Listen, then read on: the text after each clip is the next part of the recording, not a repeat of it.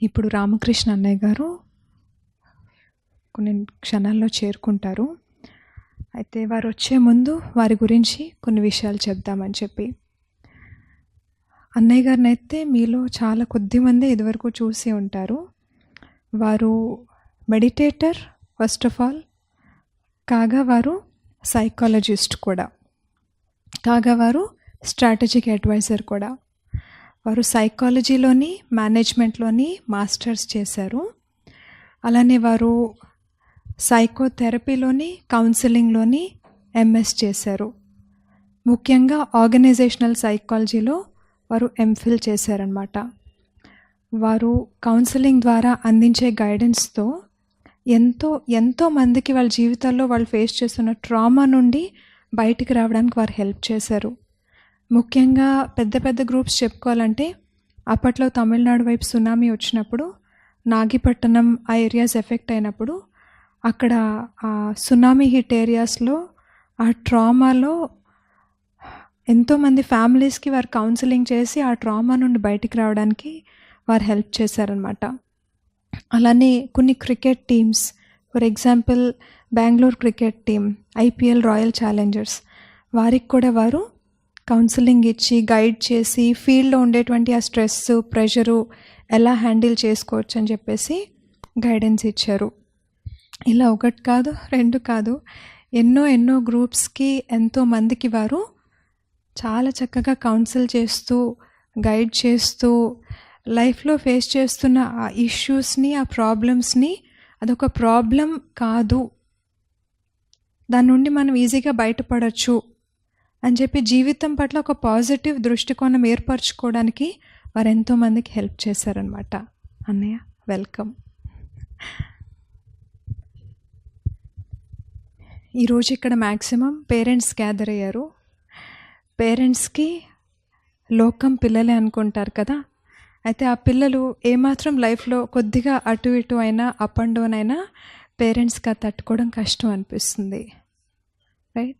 So పిల్లల్ని ఏ విధంగా guide చేయొచ్చు మేము, ఏ విధంగా వాళ్ళ జీవితంలో పైకి తీసుకురావచ్చు మేము అని నిత్యం పేరెంట్స్ తాపత్రయపడుతూ ఉంటారు. అందులో మీడియా చాలాసార్లు అడ్డు వస్తుంది అనిపిస్తూ ఉంటుంది. ఈరోజు అన్నయ్య గారు మనకి ఇటువంటి మీడియా యుగంలో పిల్లలతో మనం ఏ విధంగా డీల్ చేయొచ్చు అని చెప్పేసి ఆ విషయాలు చెప్తారు. ఓం శాంతి. ఓం శాంతి. ప్రశాంతంగా ఉండే మనస్సు ఆలోచించే విధానానికి, అలజడిలో ఉన్నటువంటి మనస్సు ఆలోచించేటువంటి విధానానికి చాలా తేడా ఉంటుంది. మనస్సు స్థిరంగా ఉన్నప్పుడు, ఏకాగ్రంగా ఉన్నప్పుడు మన మనసులో ఇతరుల భావాలకు స్పందించగలిగేటువంటి కెపాసిటీ చాలా ఎక్కువగా ఉంటుంది. జీవితంలో ప్రప్రథమంగా ఏ వ్యక్తి అయితే తనను తాను బాగా అర్థం చేసుకోగలుగుతారో వారు వేరే వాళ్ళను కూడా చాలా బాగా అర్థం చేసుకోగలుగుతారు. తన మనస్సులోనే ఎక్కువ ఘర్షణలు జరుగుతున్నట్లయితే ఆ వ్యక్తి బాహ్య ప్రపంచంతో కూడా ఘర్షణ పడుతూ ఉంటాడు. కోపం సాధారణంగా చూడడానికి బయటి వాళ్ళపైన కోపంలాగా కనిపిస్తుంది, కానీ దాని అంతర్లోకంలో గమనిస్తే చాలా కోపంగా ఉన్నటువంటి వ్యక్తి ముందు తనతో తానే కోపపడుతూ ఉంటాడు. తనలోని కోపమే, తన మీద తనకు కలుగుతున్నటువంటి కోపమే ఇతరుల వ్యక్తుల వైపుకి మలులుతుంది. తనతో అసంతుష్టంగా ఉన్నటువంటి వ్యక్తి ఇతరులతో కూడా అసంతుష్టంగా ఉంటాడు. ఇది ఇన్సైడ్ టు అవుట్ సైడ్, అంటే మన అంతర్జగత్తులో ఏదైతే జరుగుతుందో అదే బాహ్య జగత్తులోకి రూపాంతరం చెందుతుంది. అందుకనే ఆధ్యాత్మికమైనటువంటి విధానంలో ముందు బాహ్య ప్రపంచంలో ఉన్నటువంటి పరిస్థితులను మార్చేందుకు బదులుగా మన జీవితంలో బయట కనిపించేటువంటి వాటన్నిటినీ, పరిస్థితులను, లేక వ్యక్తులను, లేక స్థితిగతులను మార్చుకునేందుకు బదులుగా కాస్త ప్రశాంతంగా, నిలకడగా, స్థిరంగా ముందు మనసుని స్థిమితం చేసుకొని అంతర్లోకంలో, మనోప్రపంచంలో ఏం జరుగుతుందో గమనిస్తూ స్పృహతో మనస్సు ఎలా పరిగెడుతోంది, మన ఆలోచనల క్వాలిటీ ఎలా ఉంది, ఈ ఆలోచనల క్వాలిటీని బట్టి మన ప్రపంచం తయారవుతుంది. ప్రతి బీజంలోనూ ఒక వృక్షం నిద్రిస్తోంది. ఈ చిన్న బీజం భూమిలోకి వెళ్ళిన తర్వాత, దానికి కావలసినటువంటి నీరు అందిన తర్వాత, దానికి కావలసినటువంటి వాతావరణం దొరికిన తర్వాత ఈ చిన్న బీజం అంకురార్పణ చెంది అలా మెల్లమెల్లగా ఒక మొక్కగా, తర్వాత ఒక మహావృక్షంగా ఎదుగుతుంది. ఆ చిన్న బీజంలో ఆ వృక్షంలో వచ్చేటువంటి ఫలాలకు సంబంధించినటువంటి సారమంతా అందులో ఉంటుంది. అది మధుర ఫలమా, లేక చేదుగా ఉండవలసిందా, ఒగరుగా ఉండవలసిందా, పుల్లగా ఉండవలసిందా, అంతా కూడా ఆ బీజంలో నిమిడీకృతమయ్యింది. ఇక్కడ బీజం ఏమిటి అంటే మన ఆలోచనలు, మన మానసం ఆలోచనలు. ఎక్కువగా కంగారు పడుతున్నటువంటి వ్యక్తి మనస్సులో కంగారుగా ఉంటే సహజంగానే యాక్సిడెంట్ ప్రోన్గా ఉంటారు. చేతిలోంచి జారిపోతూ ఉంటాయి, ఏదో ఒకటి పడిపోతూ ఉంటాయి. ఎప్పుడది లోపల డిస్టర్బెన్స్ ఉన్నప్పుడు. ఎక్కడైనా హడావిడిగా ఉంటే ఈ హడావిడి సమయానికి సంబంధించింది కాదు, మన మనసుకు సంబంధించింది. మనసు హడావిడి పడుతుంటే చేయవలసినటువంటివన్నీ మర్చిపోతూ ఉంటాం సహజంగా. అదే మనసు లోపల స్థిరంగా ఉన్నా ఏదైనా మర్చిపోయినా అది డిస్టర్బ్ చేయదు. అన్నీ ఆ సమయానికి కావాల్సినంతగా గుర్తుకొస్తుంటాయి కూడా. కాబట్టి ఆధ్యాత్మిక జగత్తులో ముందు మన అంతర్లీనమైనటువంటి మనస్సుని గమనిస్తూ ఆ మనస్సుని స్థిరంగా చేసుకోమని చెప్తుంది. ఇక్కడ మనం స్థిరంగా ఉన్నప్పుడు మన పిల్లలు కూడా స్థిరంగా ఉంటారు. మనం అలజడిగా ఉంటే మన పిల్లలు కూడా అలజడిగా ఉంటారు. కారణం ఏమిటంటే మన పిల్లలకి సహజంగానే మనకు తెలియకుండానే మనలో ఉన్నటువంటిదంతా వాళ్ళలోకి వెళ్ళిపోతుంది, పర్క్యులేట్ అవుతుంది. అది మనం గమనించి చేయొచ్చు, లేక గమనించకుండా చేయొచ్చు. పిల్లలతో మనం మాట్లాడుతూ ఉంటాము, వాళ్ళని చాలా చిన్నపిల్లలు కదా, వాళ్ళకంత తెలియదు అనుకుంటాం. కానీ విచిత్రం ఏంటంటే వాళ్ళ అబ్జర్వేషన్ పవర్ ఎంత పవర్ఫుల్గా ఉంటుందంటే వాళ్ళు మనకన్నా బాగా అర్థం చేసుకోగలుగుతారు. వ్యక్తపరచడం రాకపోవచ్చు, కానీ వాళ్ళకి అన్నీ అర్థమవుతాయి. అందుకనే వాళ్ళు అప్పుడప్పుడు అడిగేటువంటి ప్రశ్నలకు మన దగ్గర సమాధానాలు కూడా ఉండవు. వాళ్ళు అడిగే ప్రశ్నలు మనల్ని ఆలోచింపజేయడం మొదలు పెడతాయి. అంటే పిల్లలు ప్రతి ఒక్కరిలోనూ వాళ్ళు ఒక విశాలమైనటువంటి వృక్షానికి అంకురార్పణ జరిగేటువంటి సమయం అది. ఇక్కడ తల్లిదండ్రులుగా మనం విశేషంగా పేరెంటింగ్లో, అంటే పెంపకానికి సంబంధించినటువంటి విషయాల్లో కొన్ని విషయాలను అర్థం చేసుకోవాల్సినటువంటి అవసరం ఉంటుంది. ఈ ఎదుగుదలకి సంబంధించినటువంటి విధానంలో మానవ పరిణామక్రమం ఎలాగైతే వస్తూ వచ్చిందో అలాగే ఒక వ్యక్తి జీవిత కాలంలో వివిధ దశలు ఉంటాయి. అది ప్రీనాటల్ స్టేజ్ నుంచి మొదలవుతుంది. అంటే మాతృగర్భంలో ఉన్నప్పటి నుంచే మీ పేరెంటింగ్ స్టార్ట్ అయిపోతుంది. ఇది చాలా ఆశ్చర్యకరమైనటువంటి విషయం. ఇప్పుడు వ్యవసాయదారులకు ఒక ప్రధానంగా అంటే విత్తనాలు మొలకెత్తక ముందు వాటికి సీడ్ కల్చరింగ్ ఉంటుంది. అంటే బీజాలకు వాళ్ళు ఒక ట్రీట్మెంట్ చేస్తారు. అది చేయడం ద్వారా బీజాలు చాలా బాగా ఆ, మొలకెత్తుతాయి, చాలా మంచిగా హెల్తీగా ఉంటాయి.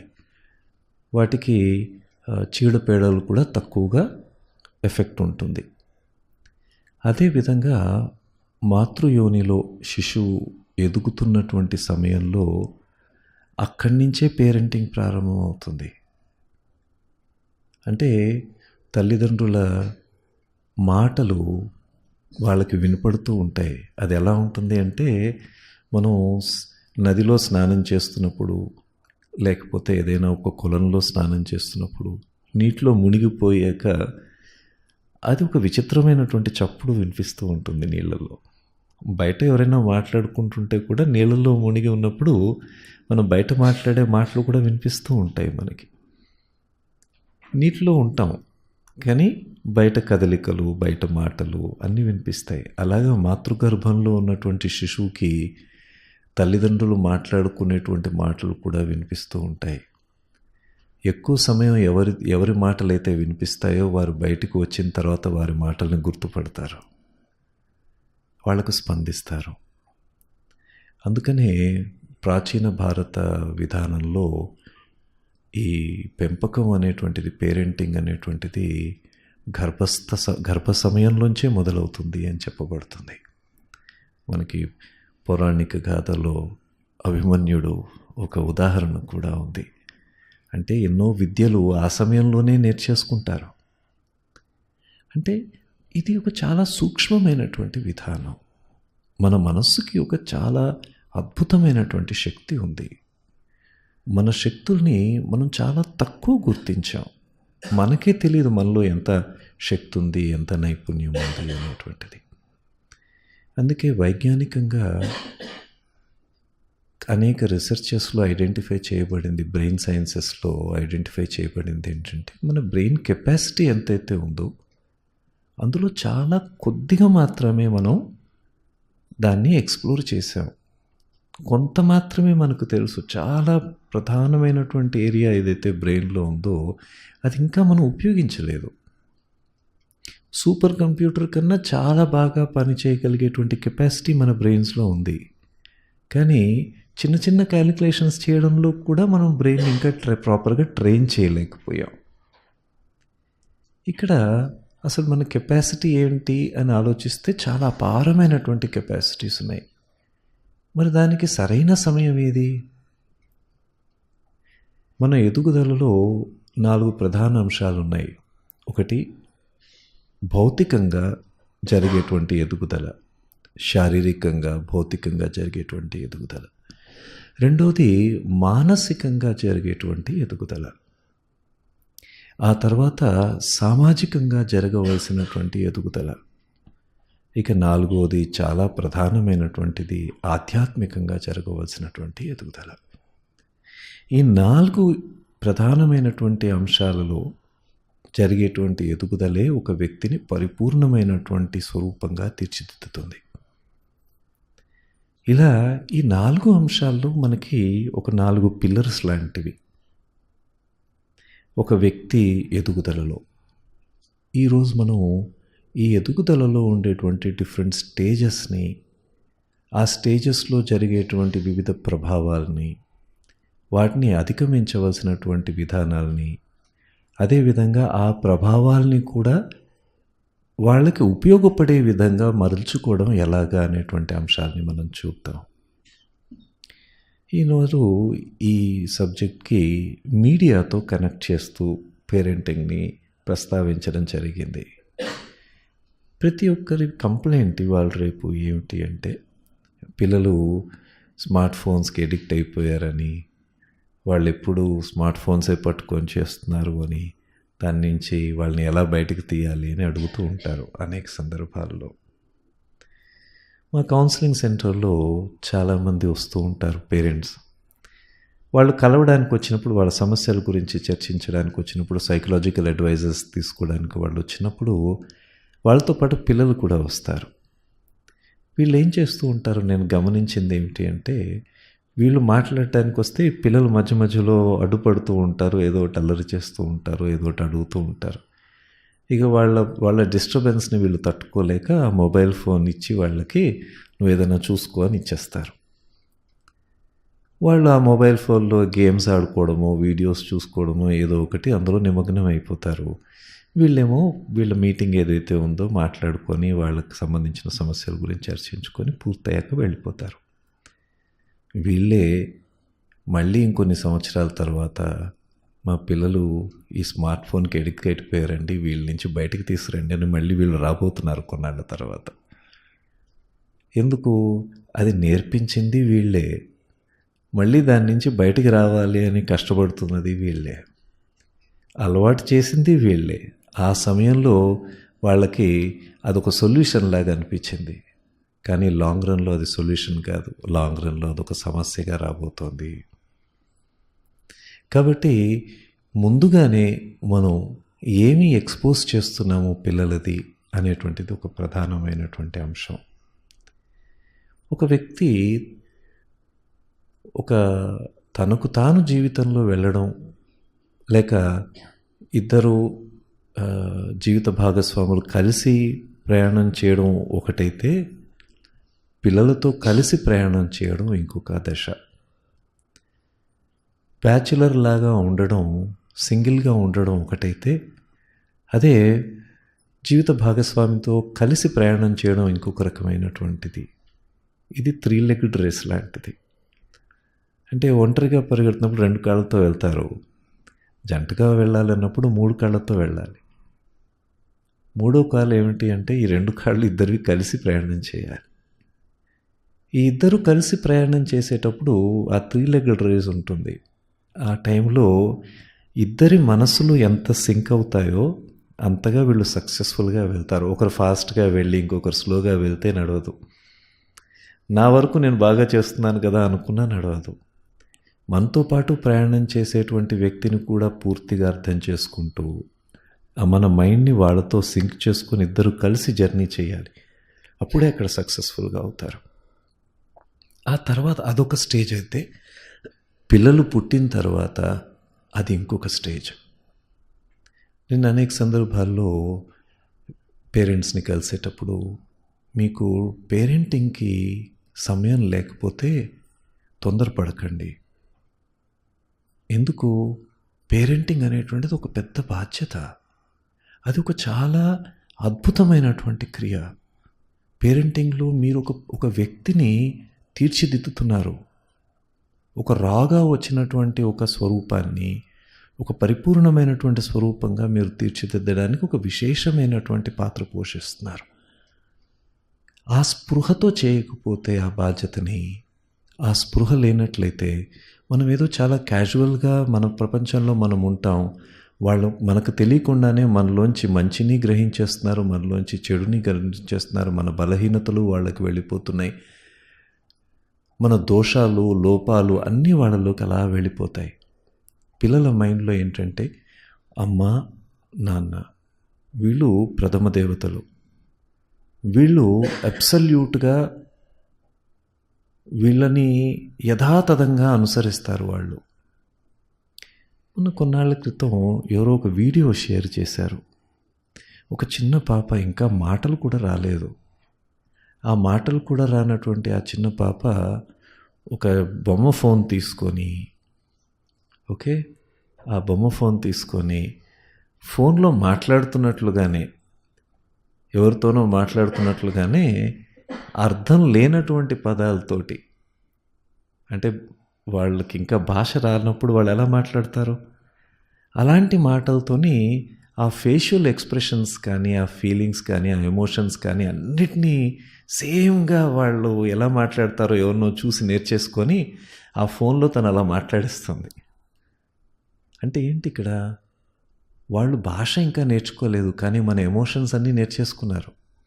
మన ఫీలింగ్స్, మన ఎమోషన్స్, మన రియాక్షన్స్, మన రెస్పాన్సెస్, మన ఎక్స్ప్రెషన్స్ అన్నీ వాళ్ళకి పర్క్యులేట్ అయిపోతున్నాయి. అంటే మనం ఎంత విశేషమైనటువంటి రోల్ ప్లే చేస్తున్నామో చూడండి. ఇక్కడ మనం ఎలాంటి ఫీడ్ మనలోకి తీసుకుంటున్నామో వాళ్ళలోకి ఆ ఫీడ్ వెళ్ళిపోతూ ఉంటుంది. మనం పిల్లలు మీడియా నుంచి దూరంగా ఉండాలి అని కోరుకునేటువంటి తల్లిదండ్రులు ముందు వాళ్ళు మీడియా నుంచి దూరంగా ఉండడం నేర్చుకోవాలి. మేము మీడియా నుంచి దగ్గరగా ఉంటాం, కానీ పిల్లలు మీడియా నుంచి దూరంగా ఉండాలి అని కోరుకుంటే అది జరిగే పని కాదు. ఇది ఎప్పుడు జరగదు. ఒకసారి అందరూ మీ చేతులు పైకి ఎత్తండి. రైట్. మీ మనసుతో మీ ఫింగర్స్ని చూడండి, కళ్ళతో చూడకండి. ఓకే, మీ మనస్సుతో మీ ఫింగర్స్ని చూడండి. ఒక చెయ్యి పైకి ఎత్తండి. ఓకే, అందరూ నేను ఎలా చెప్తున్నానో అలా చేయాలి. ఓకే, ధ్యానంగా మీ ఫింగర్స్, మీ 5 ఫింగర్స్ పైన మీ మనస్సు ఉండాలి. ఓకే, అలాగా మీరు మెల్లగా మీ చేతిని ఎలా దించుతూ మీ చేతితో మీ చెవులు పట్టుకోండి ఒకసారి, త్వరగా, క్విక్. Right, very good. అందరూ ఎక్కడ పట్టుకున్నారు? ముక్కెందుకు పట్టుకున్నారు మీరు? నేనేం పట్టుకోమని చెప్పాను? నేను చెవు పట్టుకోమనంటే ముక్కు దగ్గర ఎందుకు పట్టుకున్నారు అందరూ?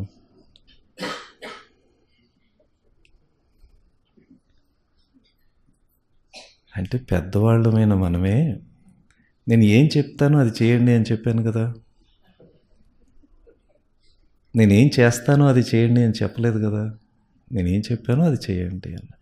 పెద్దవాళ్ళమైన మనమే ఇన్స్ట్రక్షన్స్ క్లియర్గా ఉన్నా మనం ఏం చూసామో అదే చేసాం, కానీ ఏది చెప్పామో అది చేయలేదు. మనమే అలా చేస్తున్నప్పుడు మరి పిల్లలు ఎలా చేస్తారు? వాళ్ళు మనం ఏమైనా చెప్పనివ్వండి, మనం ఏం చేస్తామో అదే చేస్తారు, కానీ మనం ఏం చెప్తామో అది చెయ్యరు. ఇది గుర్తుపెట్టుకోవాలి.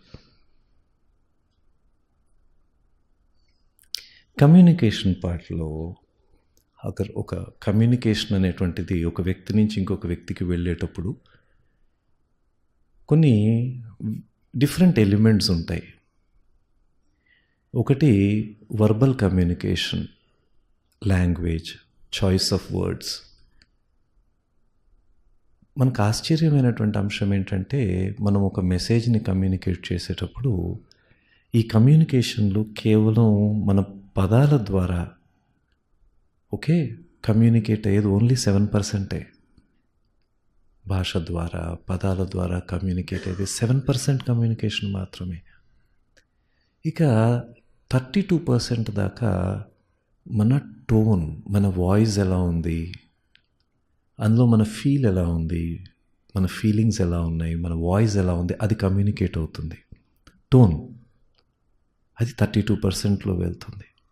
అంటే అప్పుడప్పుడు పదాలు మంచివి కాకపోయినా టోన్ బాగుందనుకోండి, తిట్లు కూడా మంచిగా అనిపిస్తాయి. ఎవరైనా ఒకరిని ఈడియట్ అన్నారనుకోండి, ఆ ఇడియట్ అనేటువంటిది చాలా ప్రేమగా అన్నారనుకోండి, అప్పుడు ఎలా ఉంటుంది? ఏమైనా హర్ట్ అవుతారా? ఈడియట్ అన్నారనుకోండి ప్రేమగా, ష్యూర్ స్టూపిడ్ అన్నారనుకోండి, అసలు నీకు బుద్ధి లేదు అన్నారనుకోండి, ప్రేమగా అన్నారనుకోండి, హర్ట్ అవుతుందా? అదే కోపంగానో, రియాక్టివ్గానో, ద్వేషంగానో అన్నారనుకోండి, అప్పుడు మంచి మాటలు మాట్లాడినా అవి కూడా తిట్లలా అనిపిస్తాయి. కారణం ఏమిటి అంటే, వర్డ్స్, పదాలలో కేవలం 7% కమ్యూనికేట్ అవుతుంది. మన టోన్ ఎక్కువ కమ్యూనికేట్ అవుతుంది. మనం ఎంత మంచిగా మంచి పదాలు వాడినా లోపల కోపంగా ఉందనుకోండి, టోన్లో అది వచ్చేస్తుంది. అప్పుడు ఎదుటి వ్యక్తికి మనం మాట్లాడే మంచి పదాలు వినిపించవు, మన టోనే వినిపిస్తుంది. అవును కదా. ఇది 32% ఉంటే మిగిలినది 50% దాకా మన బాడీ లాంగ్వేజ్ ద్వారా కమ్యూనికేట్ అవుతుంది. అంటే మన హావభావాలు, ఫేషియల్ ఎక్స్ప్రెషన్స్ ద్వారా, మన దృష్టి ద్వారా, ఐ కాంటాక్ట్ ద్వారా, మనం ఎవరితోనా మాట్లాడేటప్పుడు మనం బాడీ జెస్చర్స్ ఎలా ఉన్నాయి, మనం క్లోజ్డ్గా ఉన్నప్పుడు ఎలా ఉంటాం,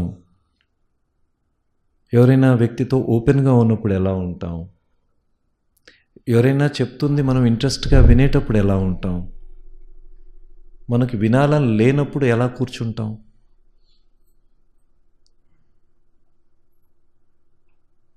ఎవరైనా చెప్తున్నప్పుడు మనం వాదించాలనుకున్నప్పుడు మన ఫేషియల్ ఎక్స్ప్రెషన్స్ ఎలా ఉంటాయి. ఏదో చెప్తున్నారు కదా, ఇది అవ్వగానే నేనేం మాట్లాడాలని అని ఆలోచిస్తాం, కానీ వాళ్ళు ఏం చెప్తున్నారు అనేది వెళ్ళదు. వన్ వే కమ్యూనికేషన్ అయిపోతుంది.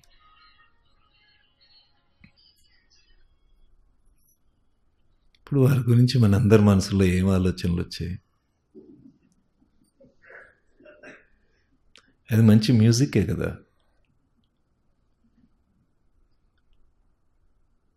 వారి గురించి ఎలాంటి ఆలోచనలు వచ్చి ఉంటాయి? ఎన్ని డైలాగులు మనసులో వచ్చేస్తుంటాయి కదా.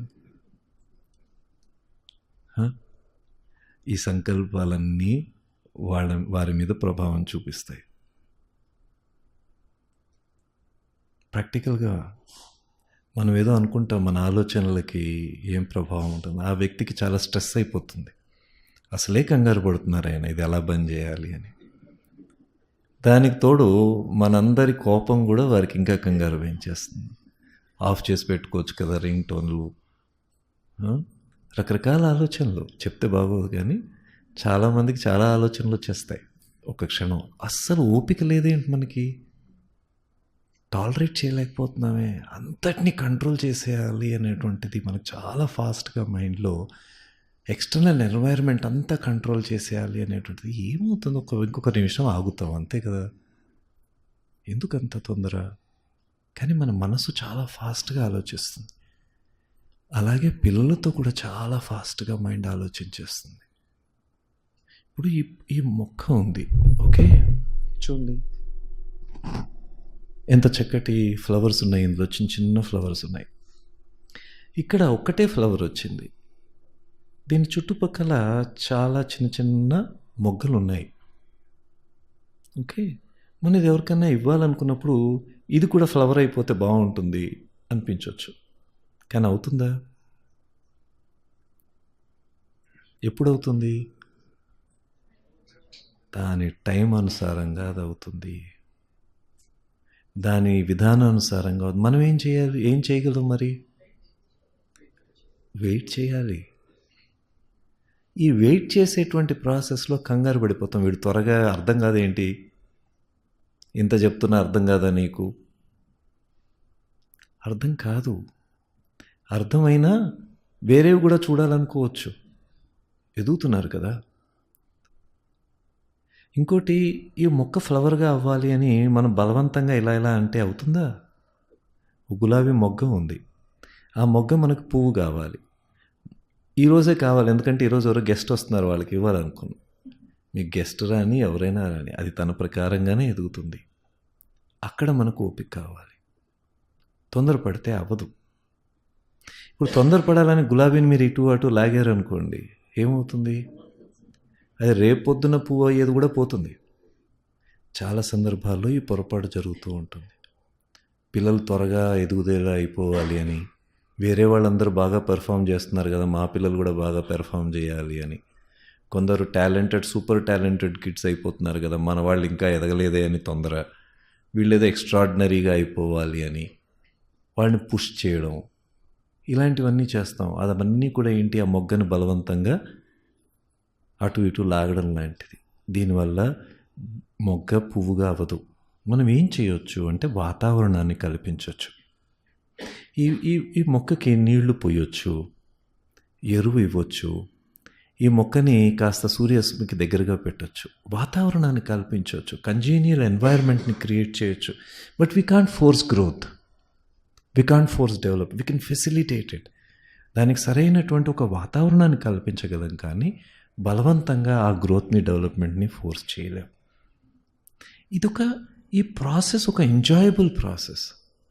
వీళ్ళు త్వరగా ఎదిగిపోవాలి అనేటువంటిది ఒక అర్థం లేనటువంటి విషయం. ఎందుకు అంటే ప్రతి వయస్సులోనూ, ఎదిగేటువంటి ప్రతి క్రమంలోనూ ఒక అద్భుతం ఉంది. ఆ ప్రాసెస్లో ఒక చక్కటి ఎక్స్పీరియన్స్ ఉంటుంది, దాన్ని మనం ఆస్వాదించాలి. కానీ ఇది త్వరగా అయిపోవాలి అనుకుంటే దానివల్ల వచ్చే ఆ ఛాన్స్ పోతుంది. ఈ ఏజ్ మళ్ళీ రాదు. ఈ ఏజ్లో మీరు ఏ ఇన్పుట్స్ అయితే ఇవ్వగలుగుతారో అవి తర్వాత రావు. ఇది చాలా విచిత్రమైనటువంటి విషయం. ఈ గ్రోత్లో ఎన్నో ఎలిమెంట్స్ ఉన్నాయి. ప్రీనాటల్ స్టేజ్ ఉంది, ఆ తర్వాత చైల్డ్ బర్త్ స్టేజ్ ఉంది, ఆ తర్వాత పోస్ట్ నాటల్ స్టేజ్ ఉంది, ఆ తర్వాత ఎర్లీ చైల్డ్హుడ్ అనేటువంటి ఒక స్టేజ్ ఉంది. ఆ తర్వాత చైల్డ్హుడ్ ఒక స్టేజ్ ఉంది. ఆ తర్వాత ప్రీ అడాలసెన్స్ అని ఒక స్టేజ్ ఉంది. ఆ తర్వాత అడాలసెన్స్ అని ఒక స్టేజ్ ఉంది. ఆ తర్వాత ఎర్లీ అడల్ట్హుడ్ ఉంది. ఆ తర్వాత అడల్ట్ స్టేజ్ ఉంది. ఆ తర్వాత ఇక మళ్ళీ ఇంకా ముందుకు వెళ్తే మెల్లగా ఎర్లీ మిడిల్ ఏజ్ ఉంది. తర్వాత మిడిల్ ఏజ్ ఉంది. ఆ తర్వాత లేట్ మిడ్స్ ఉన్నాయి. ఓకే. ఆ తర్వాత మళ్ళీ ఎర్లీ ఓల్డ్ ఏజ్ ఉంది. తర్వాత ఓల్డ్ ఏజ్ ఉంటుంది. ఆ తర్వాత ఈ సైకిల్ కంప్లీట్ అవుతుంది. ఈ హోల్ ప్రాసెస్లో ప్రతి స్టేజ్లోనూ ఒక డిఫరెంట్ ఎక్స్పీరియన్సెస్ వాళ్ళ లైఫ్లో ఉంటాయి. ఆ స్టేజ్కి సంబంధించినటువంటి అద్భుతమైనటువంటి డిస్కవరీ జరుగుతూ ఉంటుంది. తనను తాను తెలుసుకుంటూ ఉంటాడు, ఎక్స్ప్లోర్ చేసుకుంటూ ఉంటాడు, తన చుట్టూ ప్రపంచాన్ని ఎక్స్ప్లోర్ చేస్తూ ఉంటారు. మన కొన్ని పాటలు కూడా ఉన్నాయి. ఎదగడానికి ఎందుకురా తొందర, ఎదుట బతుకంతా చిందర వందర అని. తొందర అక్కర్లేదు. ఆ సమయంలో ఉన్నటువంటి అద్భుతం అందులో ఉంది. దాన్ని మనం అనుభూతి చేసుకోవాలి. ఆ సమయంలోని పేరెంటింగ్ ఒక అద్భుతమైనటువంటి అనుభూతి. ఇప్పుడు చూద్దాం, అసలు కొన్ని మన బ్రెయిన్ని కేవలం ఒక 5% యూస్ చేస్తున్నాం అంటారు. మిగిలిన 90%, 95% ఉపయోగించట్లేదంట. దానిలో ఉన్నటువంటి కెపాసిటీని మనం తెలుసుకోలేకపోతున్నాము అని సైన్స్ ద్వారా ఎన్నో రీసెర్చెస్లో తెలుస్తుంది. ఉదాహరణకి మీరు 7 ఏళ్ల వయస్సులో, పిల్లలకి ఇంకా 7 ఏళ్ళు వచ్చేలోపు వీరు దగ్గర మన అందరి బ్రెయిన్స్కి కెపాసిటీ ఎంత ఉంది అంటే దగ్గర ఒక 14 నుండి 16 భాషల వరకు నేర్చుకునేటువంటి కెపాసిటీ మన మెదడుకుంది. అవి ఏ భాషలైనా అవ్వచ్చు. 14 నుంచి 16 భాషలు ఆ వయస్సులో, 7 ఏళ్ల వయస్సులో. ఇది కూడా భాష అంటే లిఖితపూర్వకంగా కాకపోవచ్చు, కానీ వాళ్ళు స్పోకెన్గా 14 నుంచి 16 భాషలు నేర్చుకునేందుకు మన మెదడు డిజైన్ చేయబడి ఉంది. అన్ని భాషలు నేర్చుకునే కెపాసిటీ ఉంది అందులో. ఇంకా ఎవరైనా ఎక్కువ నేర్చుకోవాలనుకుంటే సాధన చేస్తే ఇంకా ఎక్కువ కూడా నేర్చుకోవచ్చు. కానీ ఆ వయస్సులో చాలా సహజంగా వాళ్ళకి మీరు 16 భాషలకు ఎక్స్పోజర్ ఇస్తే 16 భాషలు వచ్చేస్తాయి వాళ్ళకి. అది కూడా చాలా ఈజీగా వచ్చేస్తాయి. మనకి ఒక వయసు అయిన తర్వాత ఒక భాష నేర్చుకోవాలంటే చాలా కష్టం. ఎంత కష్టపడ్డా కొత్త భాష నేర్చుకోవడం కష్టం అవుతుంది. హిందీ నేర్చుకోండి, ఎన్నేళ్ళు అయిపోయింది హిందీ నేర్చుకోవాలని. ఒకటి మాతృభాష, ఇంకోటి రాష్ట్రభాష నేర్చుకోవడం కష్టమే కదా, ఛాలెంజింగ్గా ఉంటుంది కదా. ఎస్పెషల్లీ ఆంధ్రులకు స్త్రీలింగాన్ని పుల్లింగంగా మార్చేస్తాం, పుల్లింగాన్ని స్త్రీలింగంగా మార్చేస్తాం. వాళ్ళు మనం మాట్లాడుతుంటే నార్త్ వాళ్ళందరూ నవ్వుతూ ఉంటారు హిందీలో మాట్లాడుతుంటే. నేను ఎన్నో సందర్భాల్లో చూసాను. నేను పొరపాటు చేసేస్తూ ఉంటా, మళ్ళీ తర్వాత కరెక్ట్ చేసుకుంటూ ఉంటా. ఎందుకు? మాతృభాష ప్రభావం ఉంది. ఎందుకు? ఈ భాషలు మనం ఎర్లీగా నేర్చుకోలేదు. ప్రాథమిక దశలోనే నేర్చుకుంటే తప్పులు ఉండవు, చక్కగా వచ్చేస్తాయి. అంటే 16 భాషలు. అది మీరు సంస్కృతం నేర్పించండి, మీరు హిందీ నేర్పించండి, లేక మన మాతృభాష ఎదురిగి నేర్చుకోవాల్సినటువంటి సహజంగా వచ్చేస్తుంది. అలాగా మీరు ఏ భాషనైనా, అరబ్బీ నేర్పించండి, లేకపోతే జర్మన్ నేర్పించండి, ఇటాలియన్ నేర్పించండి, ఇంగ్లీష్ నేర్పించండి, ఏ భాష అయినా నేర్పించవచ్చు. వాళ్ళకి ఎక్స్పోజర్ ఇస్తే చాలు అన్ని భాషల లోపలికి వచ్చేస్తాయి, సహజంగా వచ్చేస్తాయి. ఎందుకు అంటే బ్రెయిన్లో, మెదడులో ఆ లింగ్విస్టిక్ ఏరియాస్, అంటే భాషకు సంబంధించి నేర్చుకునేటువంటి ఏరియాస్ ఆ టైంలో చాలా యాక్టివ్గా ఉంటాయి. ఆ తర్వాత మెల్లమెల్లగా వేరే ఏరియాస్ పెరుగుతూ ఇవి మెల్లగా డిమినిష్ అయిపోతాయి. వాటి మీద ఫోకస్ తగ్గుతుంది. వాడనటువంటి అలా ఏమైపోతుంది, అటకెక్కేస్తాయి కదా. అలాగా అవి ఉండిపోతాయి. అది ఇంకా డెవలప్ అవ్వవు. మనం నేర్చుకున్న 2 భాషలు 3 భాషలు అవే ఉంటాయి. కానీ మన మెదడు కెపాసిటీ ఎంత ఉంది? 16 భాషలు నేర్చుకునే కెపాసిటీ మనకు. మరి ఆ 7 ఏళ్లలోపు మనం పిల్లలకి ఆ ఎక్స్పోజర్ ఇవ్వగలిగితే వాళ్ళు ఎంత బాగా ఎదుగుతారు. ఇవి మనకి తెలియకుండా ఇలాంటి డిఫరెంట్ స్టేజెస్లో ఏమేమి నేర్చుకుంటారు, ఏమేం కెపాసిటీ ఉన్నాయని మనకు తెలియని కారణంగా వాటిని ఉపయోగించుకోలేకపోతున్నాం. ఇప్పుడు తెలిసైందనుకోండి, మీ పాప ఉంది, మీరు ప్రయత్నం చేయొచ్చు. మీకు అనిపిస్తుంది ఇదేదో ఉంది కదా, ట్రై చేసి చూద్దామని ట్రై చేస్తారు కదా, మీకు ఇమ్మీడియట్గా రిజల్ట్స్ రావడం మొదలు పెడతాం. ఇప్పుడు మనం కామ్గా జాగ్రత్తగా చెప్తే పిల్లలకు కూడా ఈ విషయం అర్థమవుతుంది. ఆ చిన్న పాప కదా, తనకేం అర్థం కాదు అనుకునేది. వాళ్ళ లోపల ఒక అడల్ట్ ఉన్నారు. పిల్లలు కాదు. అదేవిధంగా పెద్దవాళ్ళు కాదు, పెద్దవాళ్ళలో కూడా ఒక పసి హృదయం ఉంది. మనందరిలో కూడా ఇన్నర్ చైల్డ్, ఒక చిన్న inner child, there is a baby in everyone. ఒక ప్యూర్ ఇన్నోసెంట్ మైండ్ ప్రతి ఒక్కరిలోనూ ఉంది. మనం అది చూస్తే అది ఎదుగుతుంది. అదేవిధంగా వీళ్ళని పెద్దవాళ్ళలా ట్రీట్ చేశారనుకోండి, వాళ్ళు త్వరగా మెంటల్గా పరిణితి చెందుతారు. అలా కాకుండా నీకేం తెలుసు, నువ్వు ఊరుకో అంటున్నావు అనుకోండి, పెద్దవాళ్ళు మాట్లాడుతున్నారు కదా, నువ్వు మధ్యలో రాకు అంటే ఎప్పుడు పెద్దవాళ్ళు ఎవరు వాళ్ళు. చిన్నపిల్లల్ని కూడా పెద్దవాళ్ళ మధ్యలోకి తీసుకొచ్చి ఈ విషయం గురించి చర్చిస్తున్నాను, నీ అభిప్రాయం చెప్పు అన్నారనుకోండి, వాళ్ళు త్వరగా మెచ్యూర్ అయిపోతారు మెంటల్గా. వాళ్ళు చాలా బాధ్యతగా ఫీల్ అవుతారు. ప్రతి దానిలోనూ బాధ్యత తీసుకోవడం మొదలు పెడతారు. వాళ్ళ అభిప్రాయాలు కూడా చెప్పడం మొదలు పెడతారు. మేము వర్క్షాప్స్ అవి చేసేటప్పుడు చాలామందిని కొన్ని గ్రూప్స్లో ప్రశ్నలు అడుగుతాం. చాలా ఎడ్యుకేటెడ్గా ఉంటారు, అయినా కానీ వాళ్ళ అభిప్రాయాలు చెప్పండి అంటే ఎవరు మాట్లాడరు. వినడానికి 4 గంటలు 6 గంటలన్నా వింటారు, కానీ మధ్యలో మేము ఏమైనా ప్రశ్నలు అడిగితే ఎవరు మాట్లాడరు. నాకు అర్థం కాదు, ఎందుకు మాట్లాడరు? మీరు మా అభిప్రాయాలకు విభేదించవచ్చు, మీరు కూడా ఆ అభిప్రాయాలను ఇంకొద్దిగా మీ అభిప్రాయాలు కూడా చెప్పొచ్చు. అడుగుతున్నప్పుడు కూడా ఎందుకు చెప్పరు? కారణం ఏమిటి అని ఆలోచిస్తే నాకు ఒక 4-5 కారణాలు ఇవి ఉంటాయేమో అని అనిపిస్తుంది. ఎందుకంటే కొన్ని తరతరాలుగా పరాయి రాజ్య పాలనలో పెద్దవాళ్ళు మాట్లాడకూడదు వాళ్ళకి అనేటువంటి ఒక తత్వం దేశంలో నడిచింది చాలా కాలం. ఎదురు మాట్లాడితే వారికి శిక్షలు పడేటువంటిదో, లేకపోతే ఏదైనా థ్రెట్ ఉంటుందేమో అనేటువంటి తత్వం. ఆ కారణంగా వీళ్ళు మాట్లాడేవాళ్ళు కాదు. ఇదొక సప్రెషన్. ఆ తర్వాత పిల్లలైతే ఊరుకోరుగా, వాళ్ళు ఎవరైనా సరే ఎదిరించి మాట్లాడేస్తారు. అప్పటి నుంచి పిల్లల్ని కంట్రోల్లో పెడుతున్నామేమో మనం తెలియకుండా. మన ప్రాచీన విధానంలో ఇలా లేదు. మన స్కూల్లో కూడా పిల్లల్ని ప్రశ్నించనివ్వరు. పిల్లలు ఏమన్నా ప్రశ్నలు అడిగి టీచర్లను అడిగితే వాళ్ళని కంట్రోల్ చేయడానికి ట్రై చేస్తారు. నువ్వు విను, చెప్పింది రాసుకో, ముందు ఎక్కువ ప్రశ్నలు అడగకు అంటుంటారు. అరే, ఎక్కువ ప్రశ్నలు ఎందుకు అడగొద్దు? విద్య అంటేనే ప్రశ్నలు అడగడం. నచికేతనుడు తన గురువుని ఎన్నో ప్రశ్నలు అడిగాడు. ఆ ప్రశ్నలన్నిటికీ ఆ గురువు సమాధానం చెప్తుంటేనే అవి ఉపనిషత్తుల్లాగా తయారయ్యాయి మనకి. వాళ్ళు ప్రశ్నలు అడగకపోతే జ్ఞానం వచ్చేదే కాదు కదా. అవన్నీ ఆ ప్రశ్నల నుంచి వచ్చినటువంటి సమాధానాలే మనకి అనేక రకాలైనటువంటి శాస్త్రాల్లో ఉన్నాయి.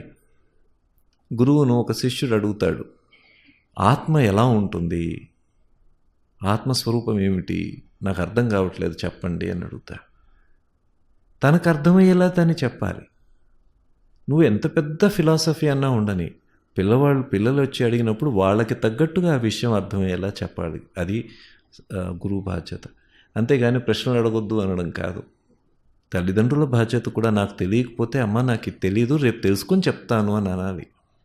వాళ్ళు అడిగే ప్రశ్నలకి నువ్వు అన్ని ప్రశ్నలు అడుగుతుంటావు ఎక్కువ అని చెప్పి వాళ్ళని మందలిస్తే ఉపయోగం లేదు. ఇంకా వాళ్ళని సప్రెస్ చేస్తున్నావు. తను ఆత్మ గురించి అడుగుతాడు ఒక శిష్యుడు గురువుని. దానికి ఇచ్చిన ఎంత చక్కగా జవాబు చెప్తాడో చూడండి. తను ఏమంటారంటే, అక్కడ నీకు ఆ పెద్ద వృక్షం కనిపిస్తుంది కదా, ఒక మర్రి వృక్షం, అందులో దానిలో ఒక కాయ ఉంటుంది, అది పట్టరా అంటాడు. వెళ్ళి ఆ కాయ కోసుకొని వస్తాడు. ఆ కాయను తెరువు అంటాడు. అది తెరుస్తాడు. ఏం కనిపిస్తోంది నీకు అని అంటే, చిన్న చిన్న గింజలు ఉంటాయి అందులో. ఒకటి తీయమంటారు, ఆ ఒక్కటి తీస్తాడు. ఏం కనిపిస్తుంది అంటే, బీజం ఉంది సార్, అది చిన్నగా ఉంది. అంటే ఇంత చిన్న బీజంలో అంత పెద్ద వృక్షం ఉంది కదా, ఉందా? చిన్న విత్తనం, మర్రి వృక్షం ఎంత పెద్దగా ఉంటుంది, దాని విత్తనం ఎంత చిన్నగా ఉంటుంది. ఇంత చిన్న విత్తనం అంత పెద్ద వృక్షం ఉంది కదా అంటాడు. అవును గురుగారు. ఇప్పుడు ఆ విత్తనాన్ని అక్కడ పెట్టి దాన్ని పగలగొట్టు అంటాడు. దాన్ని పగలగొడతాడు. పగలగొట్టిన తర్వాత ఇందులో ఏం కనిపిస్తుంది అని, ఇందులో ఏమీ కనిపించట్లేదు, ఏమీ లేదు గురువుగారు లోపల. ఆ ఏమీ లేని దానిలోనే అంత పెద్ద వృక్షం అంతా ఉంది. చూడండి ఎంత బాగా చెప్పారు ఆయన. ఆ చిన్న విత్తనాన్ని పగలగొడితే అందులో ఏమీ లేదు. పగలగొట్టిన తర్వాత ఈ ఏమీ లేని దానిలోనే ఆ వృక్షమంతా ఉంది. అదే ఆత్మ అంటాడు. అంటే కళ్ళకు ఏమీ కనిపించినటువంటి దానిలోనే ఆ సారమంతా ఉంది. అలాగే ఈ దేహంలో కూడా కనిపించినటువంటి స్వరూపంలోనే ఆత్మ ఉంది. కానీ ఆ ఆత్మలోనే ఈ ప్రాణమంతా ఉంది. ఈ ప్రాణానికి ఆధారమైనటువంటి శక్తి అంతా ఉంది. నువ్వు ఆ వృక్షాన్ని చూస్తున్నావు. ఆ వృక్షంలో కనిపించేటువంటి బీజం లోపల కూడా కనిపించకుండా నిక్షిప్తమై ఉన్నటువంటి ఆ వృక్ష సంస్కారం ఏదైతే ఉందో అది ఆత్మరూపం లాంటిది అని చెప్తాడు. అది ఎంత క్లారిటీ ఇచ్చింది చూడండి. ఇలా పిల్లలు అడిగేటువంటి ప్రశ్నలకు మనకు సమాధానం ఉండకపోవచ్చు, కానీ దానికి సమాధానం ఇవ్వాల్సినటువంటి బాధ్యత మనదే. మనం ఇవ్వలేకపోతే చదువుకొని వచ్చి ఇవ్వాలి, చెప్పాలి. నాకు ఇది తెలీదు, నేను తెలుసుకొని చెప్తాను అని అప్పుడు హానెస్టీ నేర్పించిన వాళ్ళం అవుతాం. తెలియకుండా నాకు తెలుసు అన్నట్లుగా నటిస్తాం అనుకోండి, వాళ్ళకు కూడా నటన నేర్పుతాం. వాళ్ళకి ఏదో ఒక సమాధానం చెప్పి వాళ్ళని సాటిస్ఫై చేయడానికి చూస్తున్నాం అనుకోండి, మనకు తెలియకుండానే వాళ్ళకి మ్యానిపులేషన్ నేర్పించేస్తున్నాం. తెలియకపోయినా తెలిసినట్టుగా ఏదో మ్యానిపులేట్ చేయడం నేర్చేసుకుంటున్నారు. అలా కాకుండా నాకు దీని గురించి తెలీదు, చాలా మంచి ప్రశ్న అడిగావు, నేను దీని గురించి తెలుసుకొని నీకు చెప్తాను అంటాం అనుకోండి, అప్పుడు వాళ్ళలో హానెస్టీ వచ్చేస్తుంది. తెలియంది తెలియదు అని చెప్పగలిగేటువంటి ధైర్యం వస్తుంది. తెలియదు అని చెప్తే అది చిన్నచూపు చూస్తారు అనేటువంటి ఆలోచన రాదు. చూసారా, మనకు తెలియకుండానే పేరెంటింగ్లో ఎలాంటివి మనం నాటేస్తున్నాము పిల్లలు. ఆ తర్వాత మనం ఎవరినైనా కనుక్కొని చెప్తాము అని అంటే మనకు తెలియనివి కూడా ప్రపంచంలో చాలా ఉంటాయి. మనం ఎవరినైనా అడిగి తెలుసుకొని నేర్చుకోవాలి అంటే కరెక్ట్ ఒక సరైనటువంటి వ్యక్తి దగ్గరికి వెళ్ళాలి అనేది కూడా నేర్పుతున్నాం. ఇవన్నీ కూడా వాళ్ళకి మనసులో బీజాల్లాగా నాటేస్తున్నాం. ఇది పేరెంటింగ్లో మనం అర్థం చేసుకోవాల్సినటువంటి ఎలిమెంట్. ఇప్పుడు మనం కొన్ని విషయాలు చూద్దాం. ఒక న్యాచురల్ ఇంటెలిజెన్స్ అనేటువంటిది ఒకటి ఉంది. అది సహజంగా ప్రకృతిలో ప్రతి జీవరాశిలోనూ ప్రతి ప్రాణిలోనూ దానికి సంబంధించినటువంటి న్యాచురల్ ఇంటెలిజెన్స్ ఉంటుంది. మనం అందరం 3 లెవెల్స్లో నేర్చుకుంటాం. ఒకటి కాన్షియస్ లెవెల్లో, అంటే పూర్ణ జాగృతావస్థలో మన పంచేంద్రియాల ద్వారా బాహ్య ప్రపంచానికి ఎక్స్పోజ్ అవుతూ బాహ్య ప్రపంచానికి సంబంధించినటువంటి వాటన్నిటిని ఎక్స్ప్లోర్ చేస్తూ నేర్చుకునేది ఒకటి. ఇంకొకటి మనం సబ్కాన్షియస్గా, అంటే అంతర్చేతనలో మనం అంటే కాన్షియస్ స్టేజ్ కాకుండా ఒక సబ్కాన్షియస్ స్టేజ్లో మనం నేర్చుకునేటువంటివి ఎక్స్ప్లోర్ చేసేటువంటి ఒక ప్రాసెస్ ఒకటి ఉంటుంది. ఇంకొకటి అన్కాన్షియస్ లెవెల్లో కూడా ఇంకొక ప్రాసెస్ ఉంటుంది. అంటే ప్రతి వ్యక్తి ఈ 3 స్టేజెస్లో, కాన్షియస్ స్టేజ్, సబ్కాన్షియస్ స్టేజ్ మరియు అన్కాన్షియస్ స్టేజ్లో తన అభివృద్ధి జరుగుతూ ఉంటుంది. ఈ సబ్కాన్షియస్ స్టేజ్ అనేది ఈ కాన్షియస్ స్టేజ్ కన్నా చాలా శక్తివంతమైనటువంటిది. ఇది మన స్వప్న స్థితి లాంటిది. మనం అర్ధ జాగృత అవస్థ, అంటే పూర్తి జాగృతం లేదు, పూర్తి స్వప్నం లేదు, ఈ మధ్యస్థలో ఉండేటువంటి స్థితి.